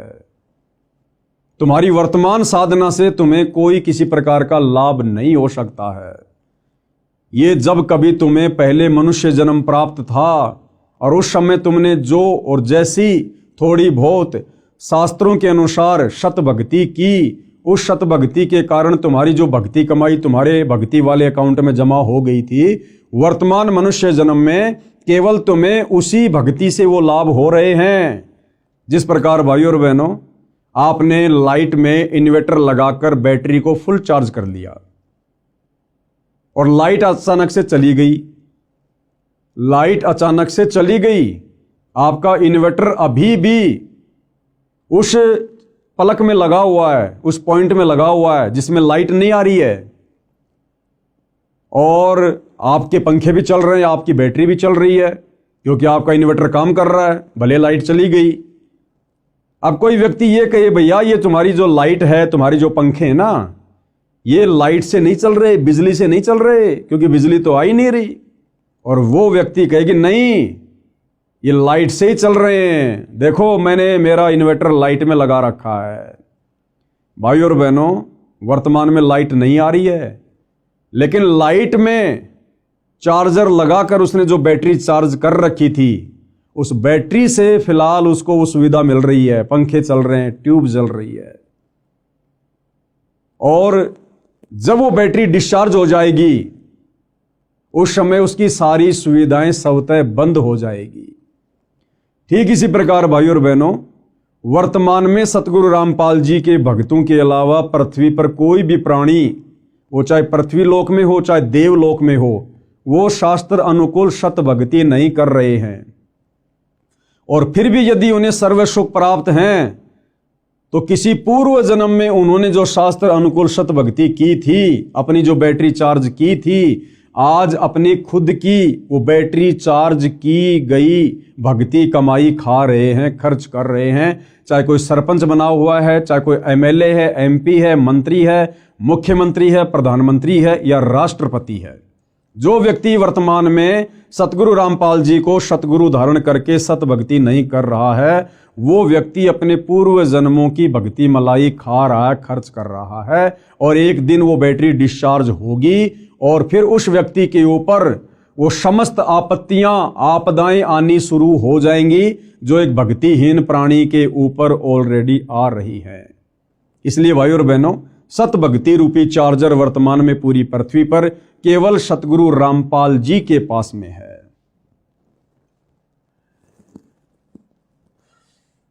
उसको न सिद्धि प्राप्त होती है, न उसकी गति होती है, न उसे सुख मिलता है। इन तीन वस्तुओं के लिए ही भक्ति की जाती है। संत गरीबदास जी ने सूक्ष्म वेद में कहा है, आदि सनातन पंथ हमारा, जानत नहीं इसे संसारा। अब ये आदरणीय गरीबदास जी कौन है, इनका सूक्ष्म वेद क्या है, ये सारी जानकारी आपको आगे इसी पुस्तक में मिलेगी। संत गरीबदास जी ने सूक्ष्म वेद में कहा है, आदि सनातन पंथ हमारा और जानत नहीं इसे संसारा। सट दर्शन सब खटपट होई, हमरा पंथ न पावे कोई। सट दर्शन सब खटपट होई। सट दर्शनी साधु, ये गिरी, पुरी, नागा, वैष्णव, ओगट, इस प्रकार के जो संप्रदाय हैं, इनको शट दर्शनी साधु कहा जाता है। कहते हैं ये तो केवल उआबाई बक रहे हैं, उल्टी साधना कर रहे हैं, मनमाना आचरण कर रहे हैं। इन सट दर्शनी साधु संतों की, इन पंथों की साधना शास्त्रों के अनुसार नहीं है। हमरा पंथ न पावे कोई। आदरणीय गरीबदास जी कह रहे हैं कि हमारे पंथ में जो शास्त्र अनुकूल साधना है, उसको कोई प्राप्त नहीं कर पा रहा है। इन पंथों से वह पंथ अलैदा, इन सट दर्शनी पंथों से उस परमपिता परमेश्वर का, अक्षर पुरुष का, सत्य पुरुष का जो पंथ है, जो भक्ति मार्ग है, वो अलग है, क्योंकि वो पांचवें वेद सूक्ष्म वेद के ऊपर आधारित है। और पंथों बीच सब ज्ञान है बैदा, और बाकी जितने भी पंथ हैं, धर्म है, उनमें जो ज्ञान है वो बैदा यानी बेकार है, व्यर्थ है, उससे मुक्ति नहीं हो सकती, लक 84 से पीछा नहीं छूट सकता। अर्थात हमारा आदि सनातन पंथ है, जिसको संसार के व्यक्ति नहीं जानते। वह आदि सनातन पंथ सब पंथों से भिन्न है। गीता अध्याय 17 श्लोक 23 में कहा है कि पूरा यानी सृष्टि की आदि में यानी शुरुआत में जिस ब्राह्मण यानी सच्चिदानंद घन ब्रह्म की साधना तीन नामों ओम तत् सत वाली की जाती थी, जो तीन विधि से सुमरण किया जाता है, सब ब्राह्मण यानी भगत यानी साधक उसी वेद जिसमें ये तीन नाम का मंत्र लिखा है उसके आधार से यज्ञ साधना करते थे। विशेष ये तीन नाम मंत्र चार वेदों में नहीं है, केवल सूक्ष्म वेद में है, पांचवें वेद में है। गीता जी अध्याय 17 श्लोक 23 में ओम तत् सत इति निर्देश ब्रह्मण त्रिविध समर्थे, ये जो तीन मंत्र हैं ओम तत् सत, ओम तो सीधा सीधा है, तत् और सत ये सांकेतिक है। ये केवल तत्वदर्शी संत ही बता सकता है, पृथ्वी पर अन्य को नहीं पता कि तत् और सत के रूप में वो वास्तविक भक्ति मंत्र क्या हैं। तो गुरुदेव भगवान कह रहे हैं कि इन चारों वेदों में और गीता जी में ओम तत् सत ये तीनों मंत्र पूर्णतया खुलासे के साथ में नहीं है। उसको देने के लिए स्वयं पूर्ण ब्रह्म परमात्मा अक्षर पुरुष ब्रह्म सत्य पुरुष तत्वदर्शी संत के रूप में धरती पर प्रकट होकर ये ज्ञान देता है, जिसके विषय में आगे हम गीता जी में पढ़ेंगे। जिसमें ये तीन नाम का मंत्र लिखा है उसके आधार से यज्ञ साधना करते थे। विशेष ये तीन नाम मंत्र चार वेदों में नहीं है, ये तीन नाम मंत्र चारों वेदों में नहीं है, गीता जी में नहीं है, मुसलमानों की तौरा जबूर इंजिल और हदीसों में नहीं है, कुरान शरीफ में, कुरान मजीद में नहीं है, गुरु ग्रंथ साहिब में नहीं है, बाइबल में नहीं है। और इन तीन नामों को प्राप्त किए बिना भाइयों और बहनों हमारी पूर्ण मुक्ति नहीं हो सकती। हम सदा सदा के लिए काललोक से बाहर नहीं निकल सकते, उस सनातन परम धाम को प्राप्त नहीं कर सकते। अब आगे भाइयों और बहनों हमने बहुत ही सावधानी से इन विषयों को समझने की आवश्यकता है, क्योंकि अभी हम इस पुस्तक की भूमिका को पढ़ रहे हैं और भूमिका को समझे बिना हमें आगे पुस्तक समझ में नहीं आएगी। अब विशेषकर हिंदू समाज में एक शब्द बड़ा प्रचलित है, हर कोई कहेगा हम तो सनातनी हैं, हम सनातनी हैं, हमारा सनातन धर्म है, सनातन धर्म है। जबकि सतगुरु रामपाल जी और उनके भक्तों के अलावा, सतगुरु रामपाल जी के यथार्थ 13वें कबीर पंथ के पंथियों के अलावा इस धरती पर कोई भी व्यक्ति, चाहे वो चारों शंकराचार्य हों या संत महंत मंडलेश्वर हों, उन लोगों को सनातन के सै का भी ज्ञान नहीं है, सै का भी।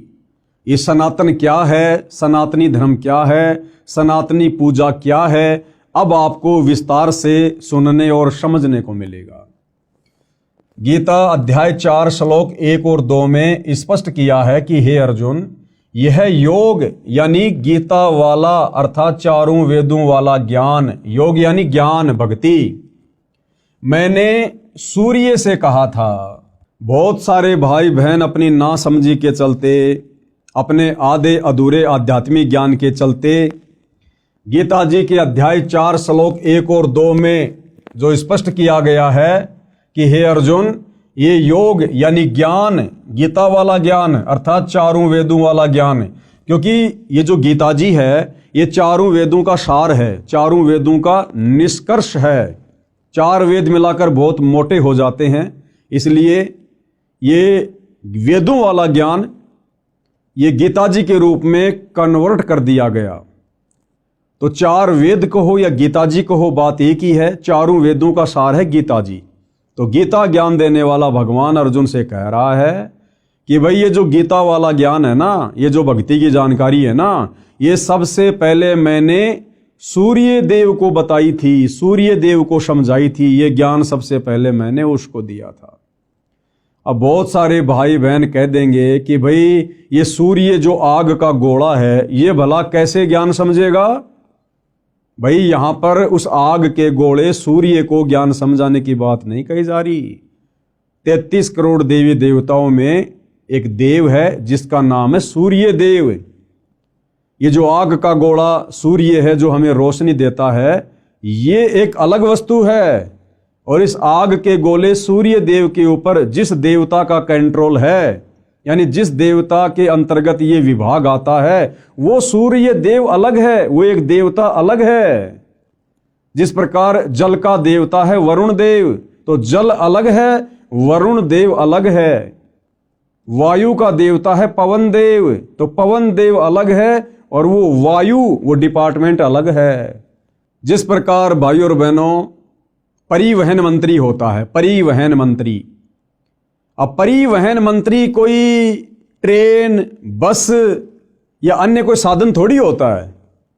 परिवहन मंत्री कोई अलग होता है, उसका नाम अलग होता है और परिवहन विभाग के ऊपर उस परिवहन मंत्री का कंट्रोल होता है।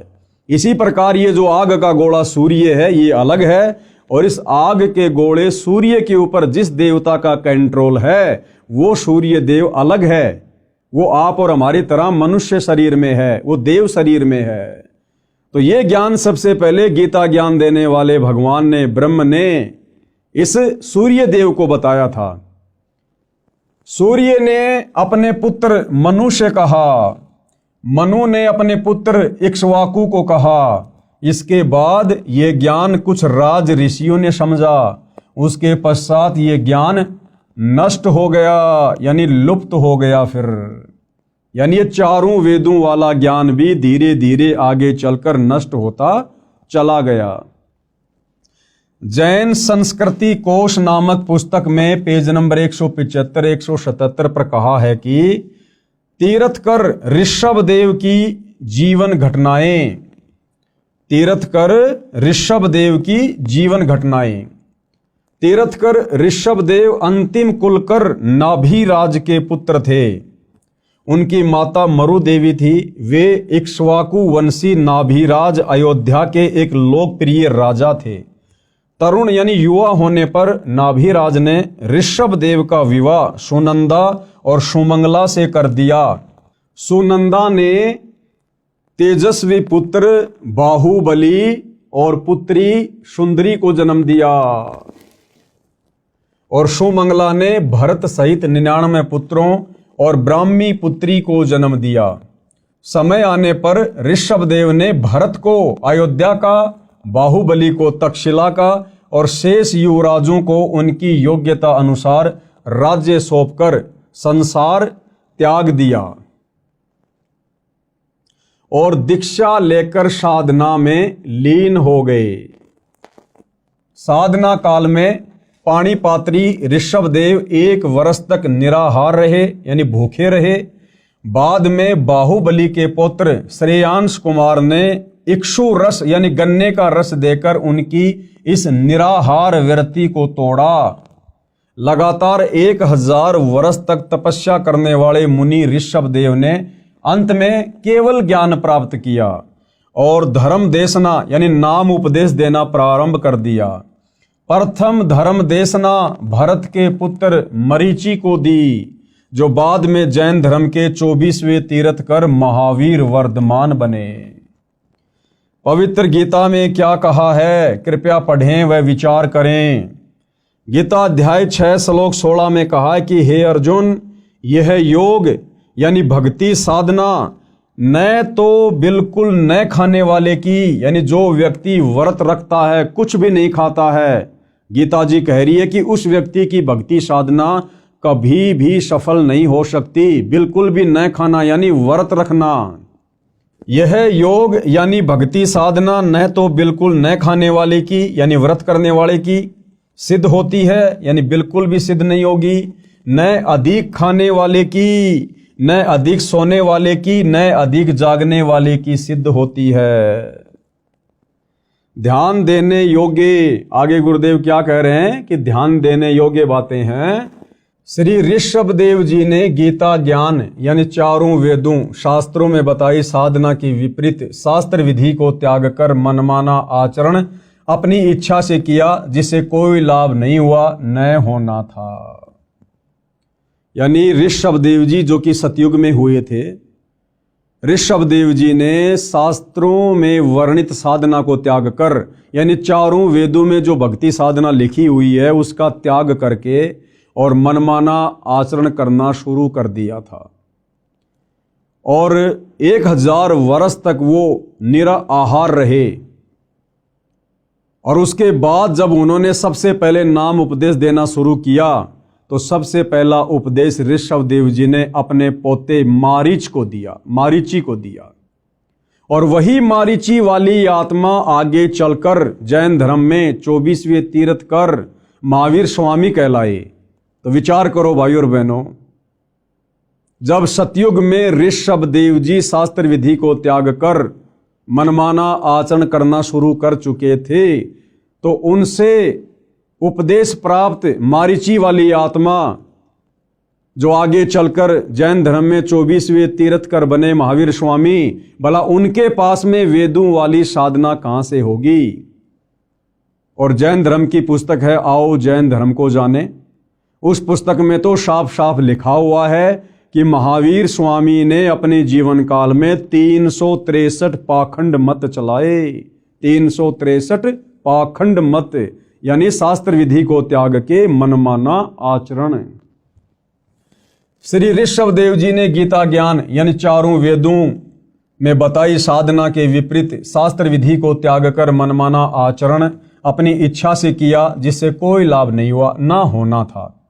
अन्य प्रमाण गीता अध्याय 17 श्लोक 5 और 6 में इस प्रकार कहा है, जो मनुष्य शास्त्र विधि रहित यानी शास्त्र विधि को त्याग कर केवल मन कल्पित घोर तप को तपते हैं, यानी जो साधना गीता में लिखी है, जो साधना चारों वेदों में लिखी है, उसके अनुसार भक्ति साधना ना करके जो मनमुखी रूप से कोई तप करता है, कोई पैदल यात्रा करता है, कोई कावड़ लेके आता है, कोई कैसा कैसा घोर तप करता है, तो कहते हैं कि शास्त्र विधि को त्याग कर केवल मन कल्पित यानी जैसा मन में आया वैसी भक्ति शुरू कर दी, या जैसा किसी ने बता दिया कि भैया फला फला जगह एक पीपल का पेड़ है, उसके चारों तरफ लाल धागा बांधने से ये सुख हो जाएगा, बेटा हो जाएगा। ये होते मन कल्पित कर्म, केवल मन कल्पित घोर तप को तपते हैं। वे शरीर में प्राणियों व कमल चक्रों में विराजमान शक्तियों को तथा हृदय में स्थित मुझको भी दुखी करने वाले हैं, वो कृष करते हैं। उन अज्ञानियों को तू आसुर स्वभाव के जान। भाई गीता ज्ञान देने वाला भगवान हिंदू भाई बहनों को विशेष तौर पर समझना चाहिए।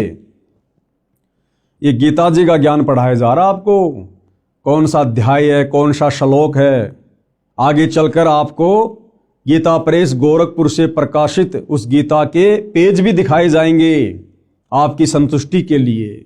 तो गीता का ज्ञान देने वाला भगवान खुद कह रहा है कि जो व्यक्ति चारों वेदों में और गीता जी में जो साधना करनी चाहिए जो लिखी हुई है, उस साधना को ना करके और मन कल्पित घोर तप करते हैं, यानी कावड़ लाना, पैदल यात्रा करना, बद्रीनाथ जाना, केदारनाथ जाना, अन्य घोर साधना करना, कहते हैं उस व्यक्ति को तू राक्षस स्वभाव का जान, आसुर प्रवृत्ति का। और गीता ज्ञान देने वाला कह रहा है कि ऐसे प्राणी इस मनुष्य शरीर में विराजमान कमल दल में देवी देवताओं को भी दुखी करते हैं। और गीता ज्ञान दाता कहता कि ऐसे आसुर स्वभाव वाले प्राणी मुझको भी दुखी करते हैं, और ऐसे व्यक्तियों को तो शरीर छोड़ने के बाद में मैं घोर नरक में डालता हूं, नरक में।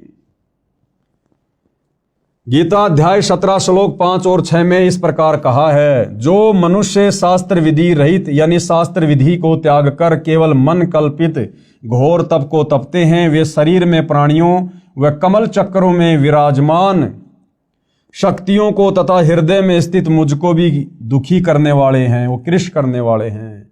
उन अज्ञानियों को तू आसुर स्वभाव के जान, यानी राक्षस प्रवृत्ति वाला जान उनको।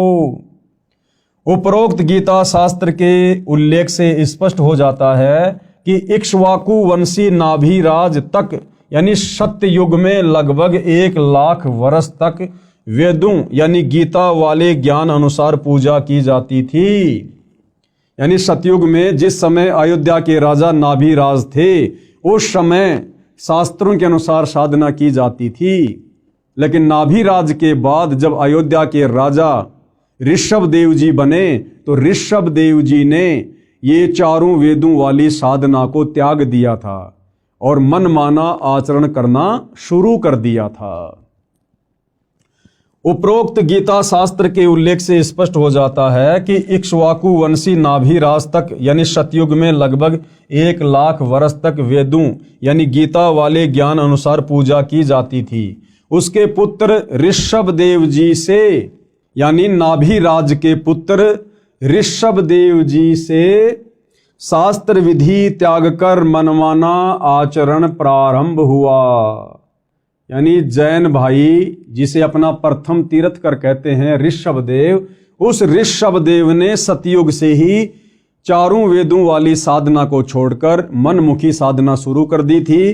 तो गुरुदेव भगवान का कहने का मतलब है कि जब तुम्हारे प्रथम तीर्थकर ऋषभदेव ने सतयुग में ही मनमाना आचरण करना शुरू कर दिया था, जिस भक्ति के करने से ना सिद्धि मिलती है, ना रिद्धि मिलती है, ना सुख होता है, ना मोक्ष होता है, तो वर्तमान के जैन भाई महावीर स्वामी को अपना परमात्मा मानकर, भगवान मानकर जो साधना कर रहे हैं, उस साधना से तो जैन समाज के भाई बंधु लाख जन्म भी सुख और मोक्ष प्राप्त नहीं कर सकते। और श्री महावीर स्वामी जी तो वैसे ही 363 और नए नए पाखंड मत चलाकर चले गए, जैसे नंगा रहना, मुंह के ऊपर पट्टी बांधना, नंगे पैर रहना, ये इस प्रकार के 363 पाखंड मत चलाकर चले गए थे। सूर्य अस्त होने से पहले भोजन कर लेना, प्याज लहसुन का प्रयोग नहीं कर लेना, ये पाखंड मत में आते हैं जो महावीर स्वामी जी ने शुरू किए।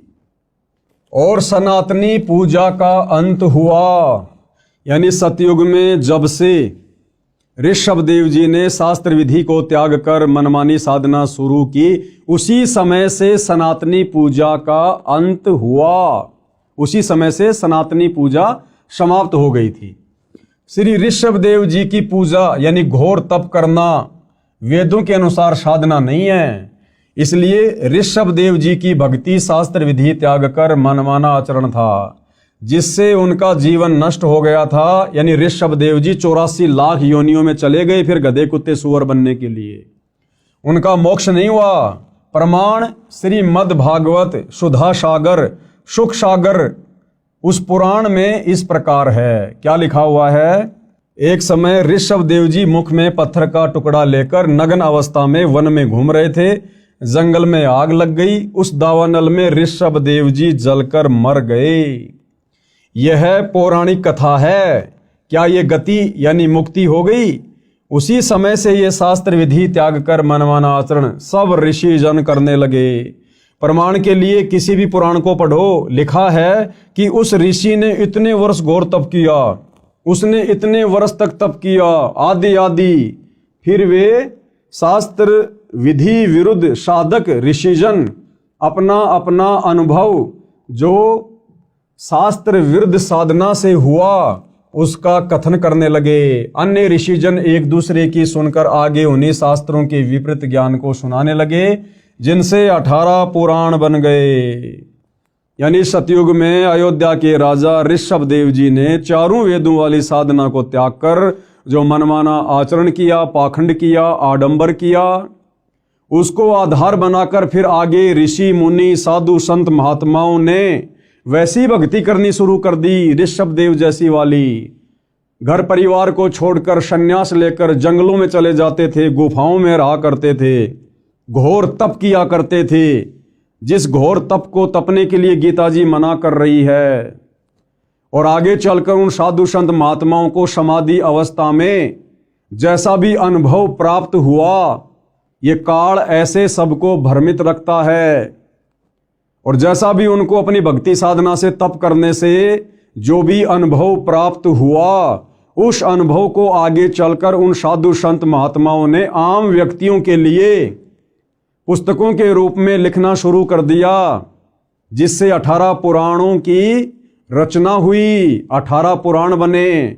और वही 18 पुराण आज हम हिंदू समाज के भाई बहन पढ़ रहे हैं, जिन पुराणों में गीता और वेदों के अनुसार शास्त्र अनुकूल साधना नहीं है। 90% ज्ञान इन 18 पुराणों में उन साधु संत महात्माओं का जो उन्होंने मनमाना आचरण किया, जैसा उनको अनुभव हुआ, केवल वही वर्णित है जो हमारे किसी काम का नहीं है। यानी इन 18 पुराणों में जो ज्ञान गीता और चारों वेदों से मिलता है वो सत्य है। इसके अलावा उनका जो अपना पर्सनल भक्ति अनुभव है वो हमने स्वीकार नहीं करना है। वो शास्त्र विधि को त्याग कर मनमाना आचरण है, मनमाना ज्ञान है, जिससे हमारी मुक्ति संभव नहीं है। पुराण ऋषियों के अनुभव की देन है। ये पुराण क्या है? ऋषियों के अनुभव की देन है, जिनमें सारा का सारा ज्ञान वेदों व गीता के विपरीत है। श्री ब्रह्मा जी, श्री विष्णु जी तथा श्री शंकर जी ने भी घोर तप किया, जो गीता शास्त्र के विपरीत मनमानी साधना है। अब बताओ भाई और बहनों, इसलिए सतगुरु रामपाल जी कहते हैं कि ब्रह्मा विष्णु महेश को भी संपूर्ण आध्यात्मिक ज्ञान नहीं है। ब्रह्मा विष्णु महेश भी 184 योनियों में जाते हैं, अपने कर्म का भोग भोगते हैं। इनके पास भी मुक्ति का साधन नहीं है। क्यों? क्योंकि ब्रह्मा विष्णु महेश भी शास्त्रों के विरुद्ध साधना करते हैं। इस कारण से भाई और बहनों, उस परमपिता परमेश्वर को, परम अक्षर ब्रह्म को, सत्य पुरुष को, कबीर देव को सत्य साधना बताने के लिए इस पृथ्वी पर स्वयं ही मनुष्य रूप में, मनुष्य के बच्चे के रूप में प्रकट होकर आना पड़ता है, ये ज्ञान आप और हमारे तक पहुंचाने के लिए। और हम उनके द्वारा बताए गए सूक्ष्म ज्ञान को इतना जल्दी स्वीकार नहीं करते हैं। क्यों? क्योंकि तब तक हमारे ऊपर हमारे धर्म गुरुओं के अज्ञान का बहुत गहरा रंग चढ़ चुका होता है। हम केवल उन ऋषि मुनियों के द्वारा लिखे गए पुराणों वाले ज्ञान को ही सत्य ज्ञान मानकर साधना में लगे हुए होते हैं, जिस कारण से वो सत्य ज्ञान हमें सत्य प्रतीत नहीं होता है। वर्तमान में सनातन धर्म का नाम वैदिक धर्म तथा हिंदू धर्म भी प्रचलित है। यानी सनातन धर्म को ही वैदिक धर्म कहते हैं और हिंदू धर्म भी उसी को कहा जाता है।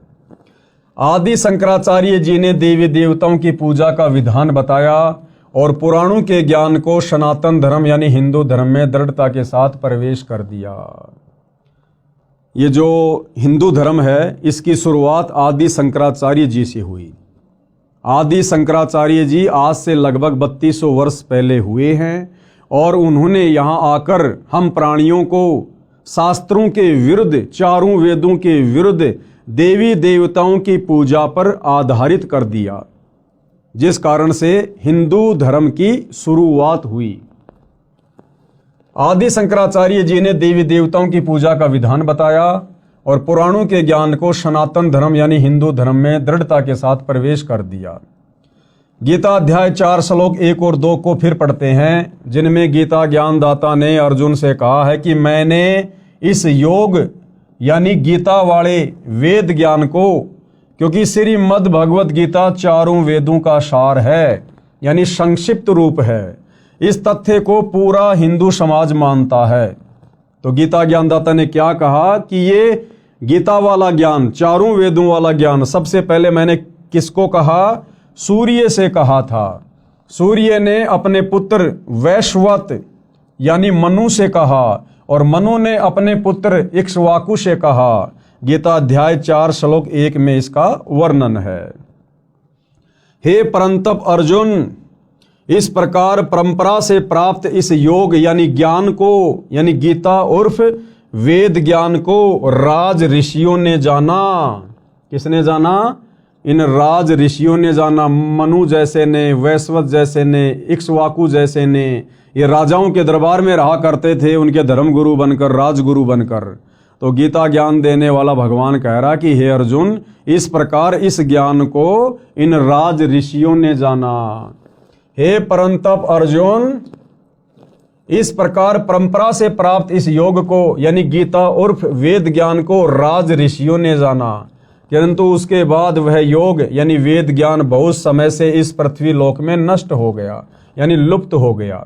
गीता अध्याय 4 श्लोक 2 में ऐसा वर्णन है।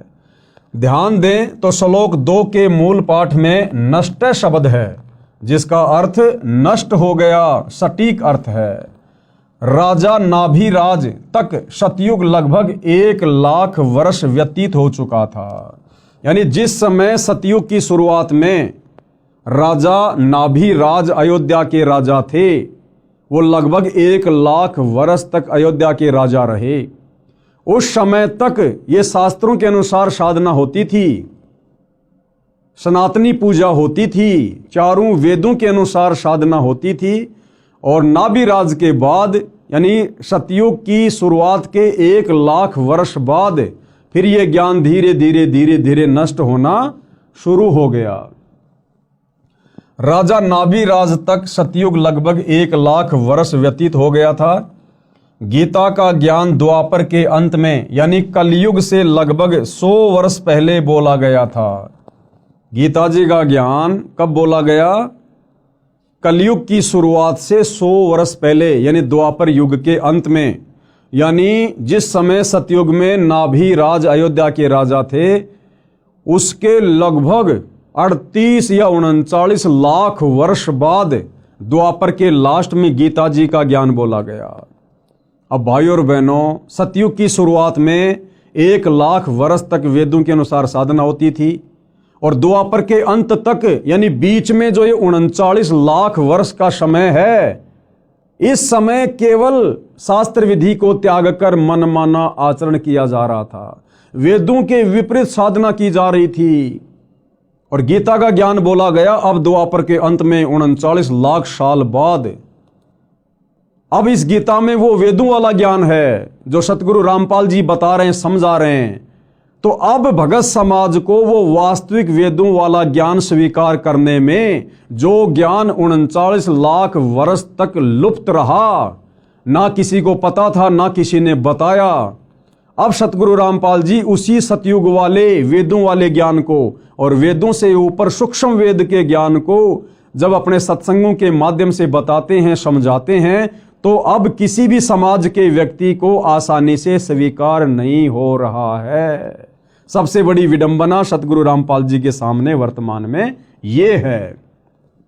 ध्यान से पढ़िए भाई और बहनों, राजा नाभिराज तक सतयुग लगभग 1,00,000 वर्ष व्यतीत हो गया था। गीता का ज्ञान द्वापर के अंत में यानी कलयुग से लगभग 100 वर्ष पहले बोला गया था। गणित की रीति से नाभिराज के बाद यह गीता का ज्ञान 37,87,900 वर्ष बाद बोला गया है। इस दौरान सब ऋषियों ने वेदों के विपरीत साधना की, यानी 37,87,900 वर्ष तक ये जितने भी साधु संत महात्मा ऋषि जिनके बड़े बड़े हम नाम सुनते हैं, विश्वामित्र जी, वेद व्यास जी, पाराशर ऋषि जी, दुर्वासा ऋषि जी, इन्होंने वेदों के विरुद्ध साधना की, तपस्याएं की, वेद विरुद्ध ज्ञान पर इन्होंने दुनिया को लगाया। गणित की रीति से नाभिराज के बाद यह गीता का ज्ञान 37,87,900 वर्ष बाद बोला गया है।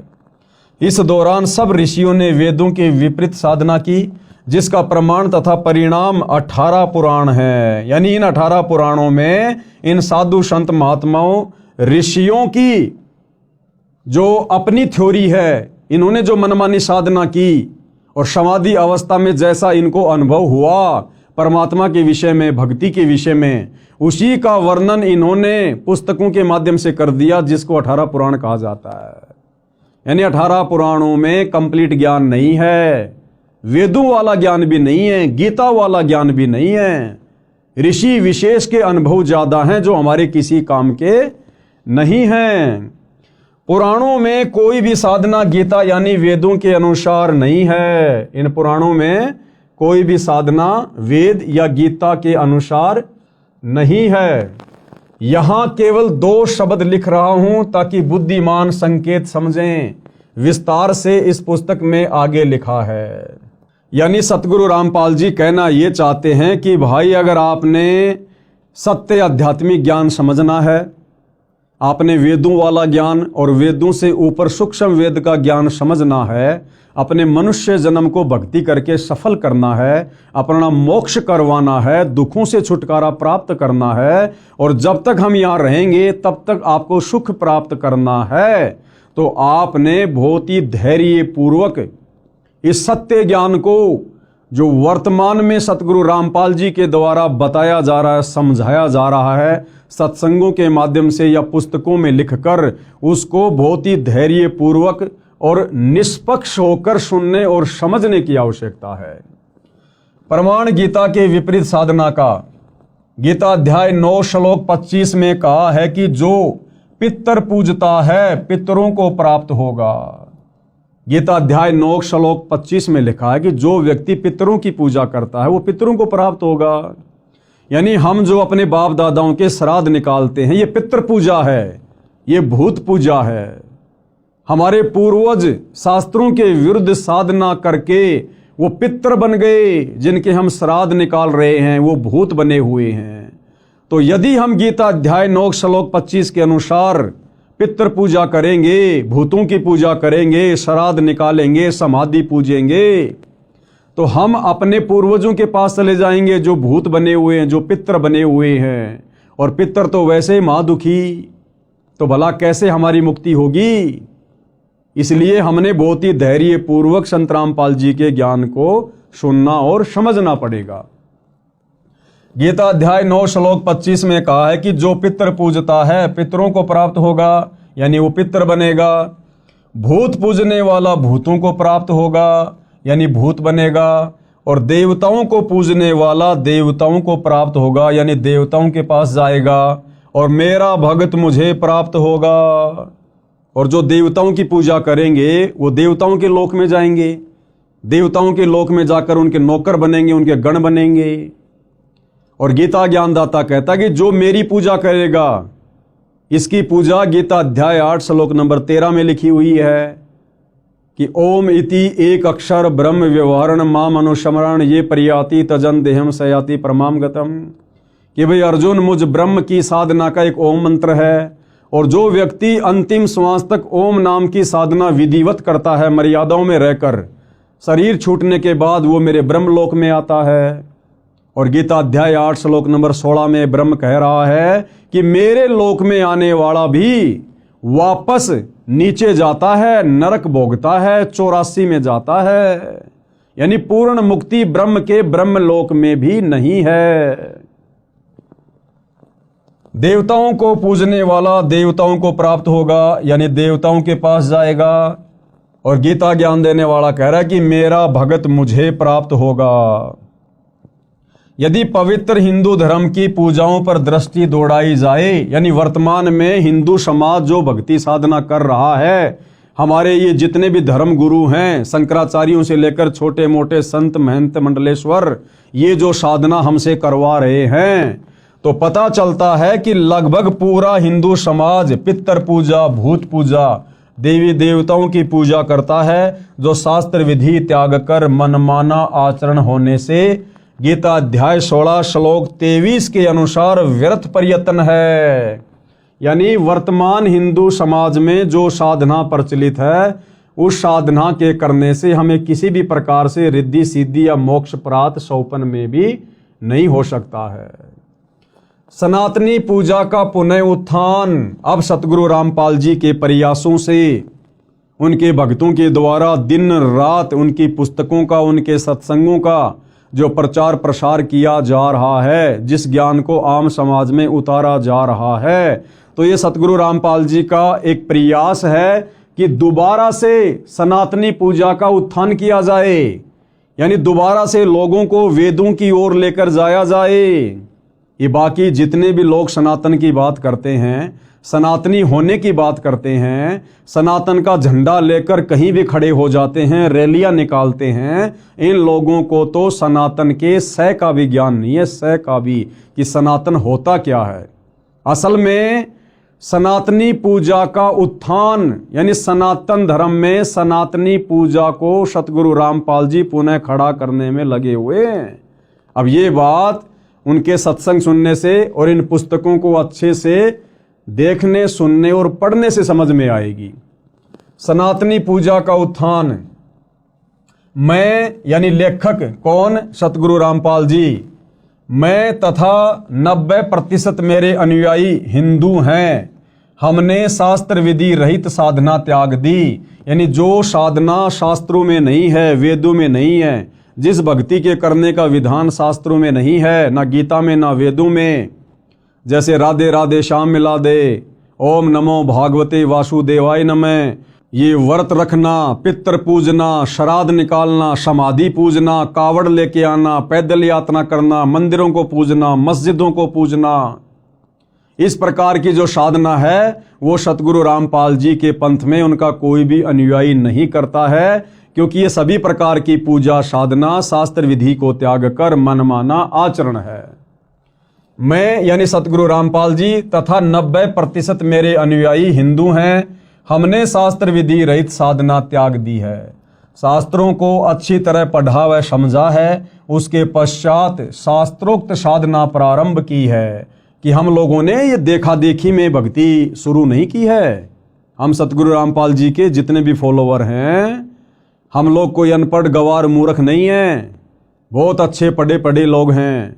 और हमने ये भक्ति साधना सतगुरु रामपाल जी से आंख बंद करके स्वीकार नहीं की है।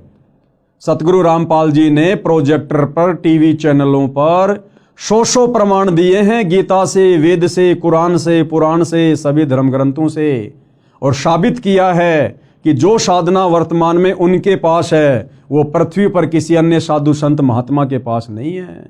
इसलिए हम लोगों ने अपनी आंखों से सौ प्रमाण देखकर सतगुरु रामपाल जी की शास्त्र अनुकूल सत्य साधना ग्रहण की है, जो कि सर्व शास्त्रों से प्रमाणित है। वह इस प्रकार है।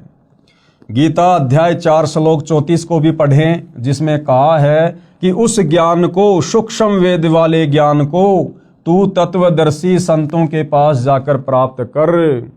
अब देखो भाइयों और बहनों, गीता का ज्ञान देने वाला भगवान, आप चाहे उसको श्री कृष्ण कहो, चाहे उसको ब्रह्म कहो, गीता अध्याय 4 श्लोक 34 में क्या कह रहा है, जिसमें कहा है कि उस ज्ञान को, कौन से ज्ञान को, सूक्ष्म वेद वाले ज्ञान को, चारों वेदों का जो पिता है, 5वां वेद सूक्ष्म वेद, गीता ज्ञान देने वाला भगवान कह रहा कि हे अर्जुन, उस सूक्ष्म वेद वाले ज्ञान को तू तत्वदर्शी संतों के पास जाकर प्राप्त कर।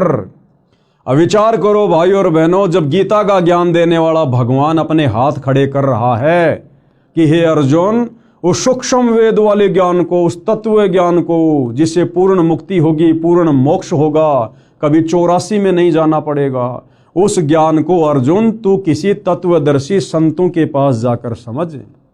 यानी वो वास्तविक ज्ञान, सूक्ष्म वेद वाला ज्ञान, मुक्ति का ज्ञान गीता ज्ञान देने वाले भगवान के पास भी नहीं है। अन्यथा उस ज्ञान की प्राप्ति के लिए अर्जुन को तत्वदर्शी संतों की शरण में जाने को नहीं बोलता।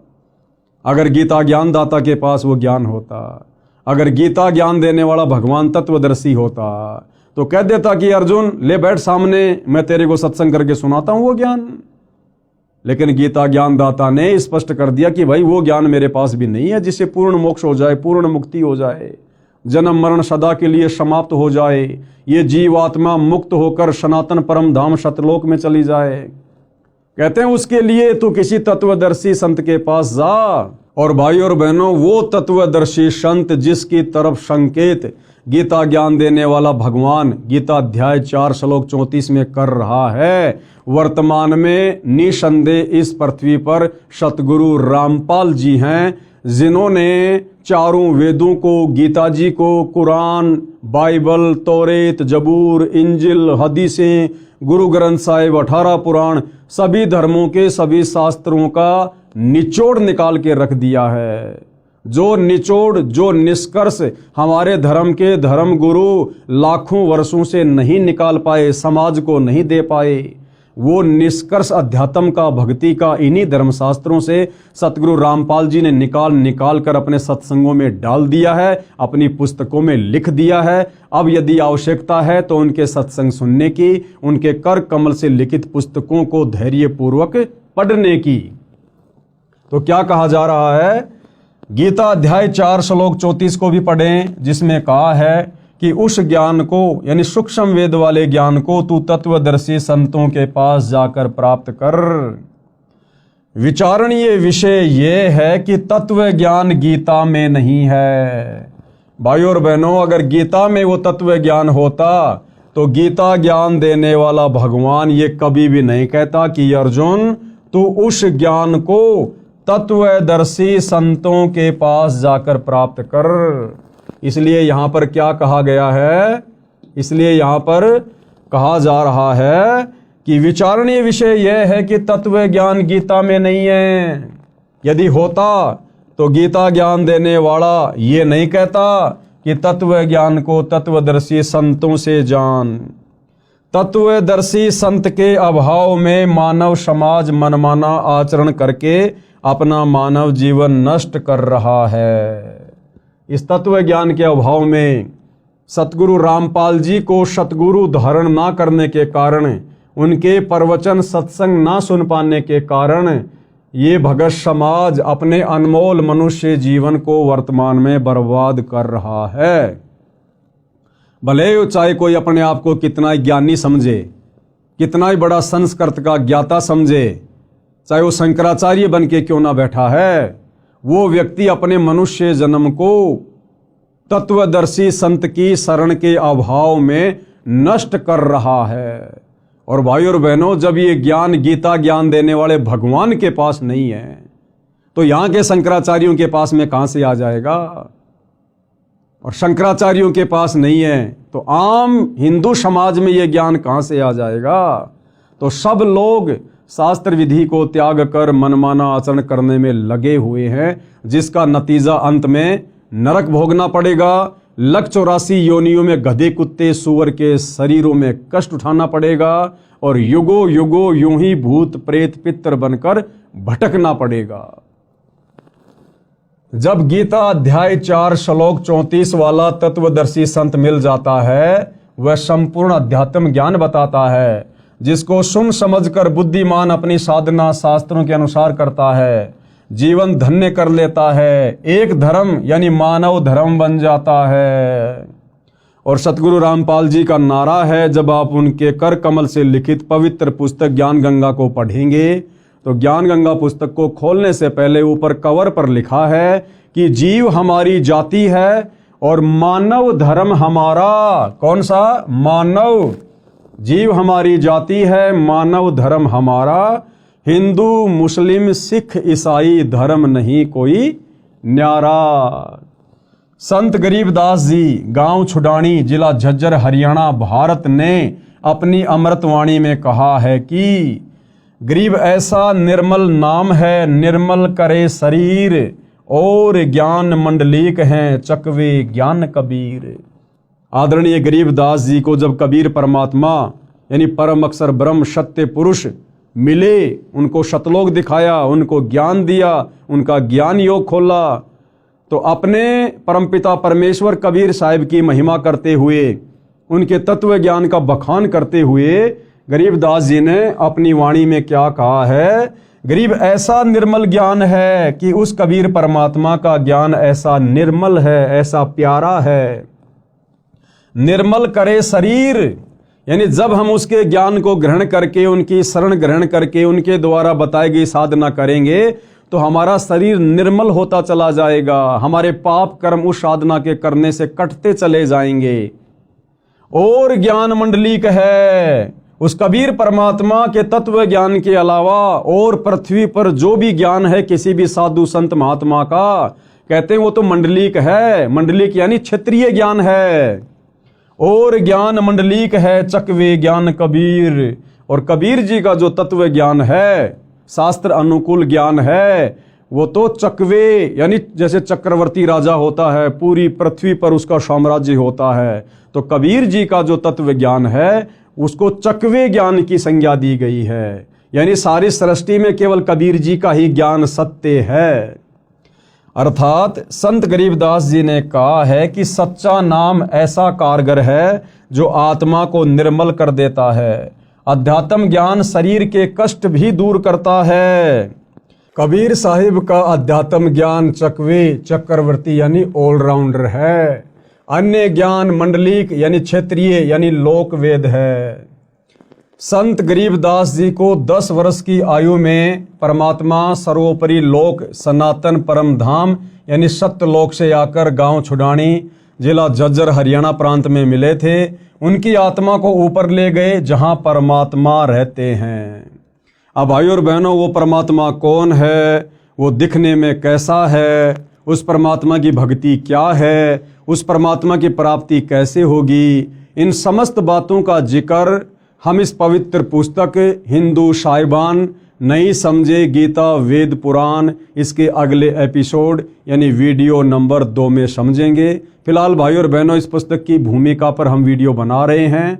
इस पुस्तक का वास्तविक ज्ञान भूमिका समाप्त होने के बाद शुरू होगा। तो सभी से हाथ जोड़कर विनती है, प्रार्थना है, धैर्य पूर्वक आप जी इस पुस्तक पर बन रहे वीडियो को देखते रहिए। निसंदेह परमपिता परमेश्वर कबीर साहिब यानी वर्तमान में जो सतगुरु रामपाल जी के रूप में धरती पर प्रकट हैं, उनके आशीर्वाद से यदि हम उनसे प्रार्थना करते रहेंगे तो अवश्य वे हमें सद्बुद्धि प्रदान करेंगे, हमारा ज्ञान योग खोलेंगे और हम इस अनसुलझे आध्यात्मिक ज्ञान को उनकी विशेष दया से समझते जाएंगे और अपनी आत्मा का कल्याण करवाएंगे। तो भाई और बहनों, गुरुदेव भगवान के आशीर्वाद से आज के इस वीडियो में केवल इतना ही। कल परमपिता परमेश्वर जी के आशीर्वाद से रात्रि 9 बजे सभी भाई बहन दास के फेसबुक पेज पवन दास इस लाइव के ऊपर लाइव जुड़िए।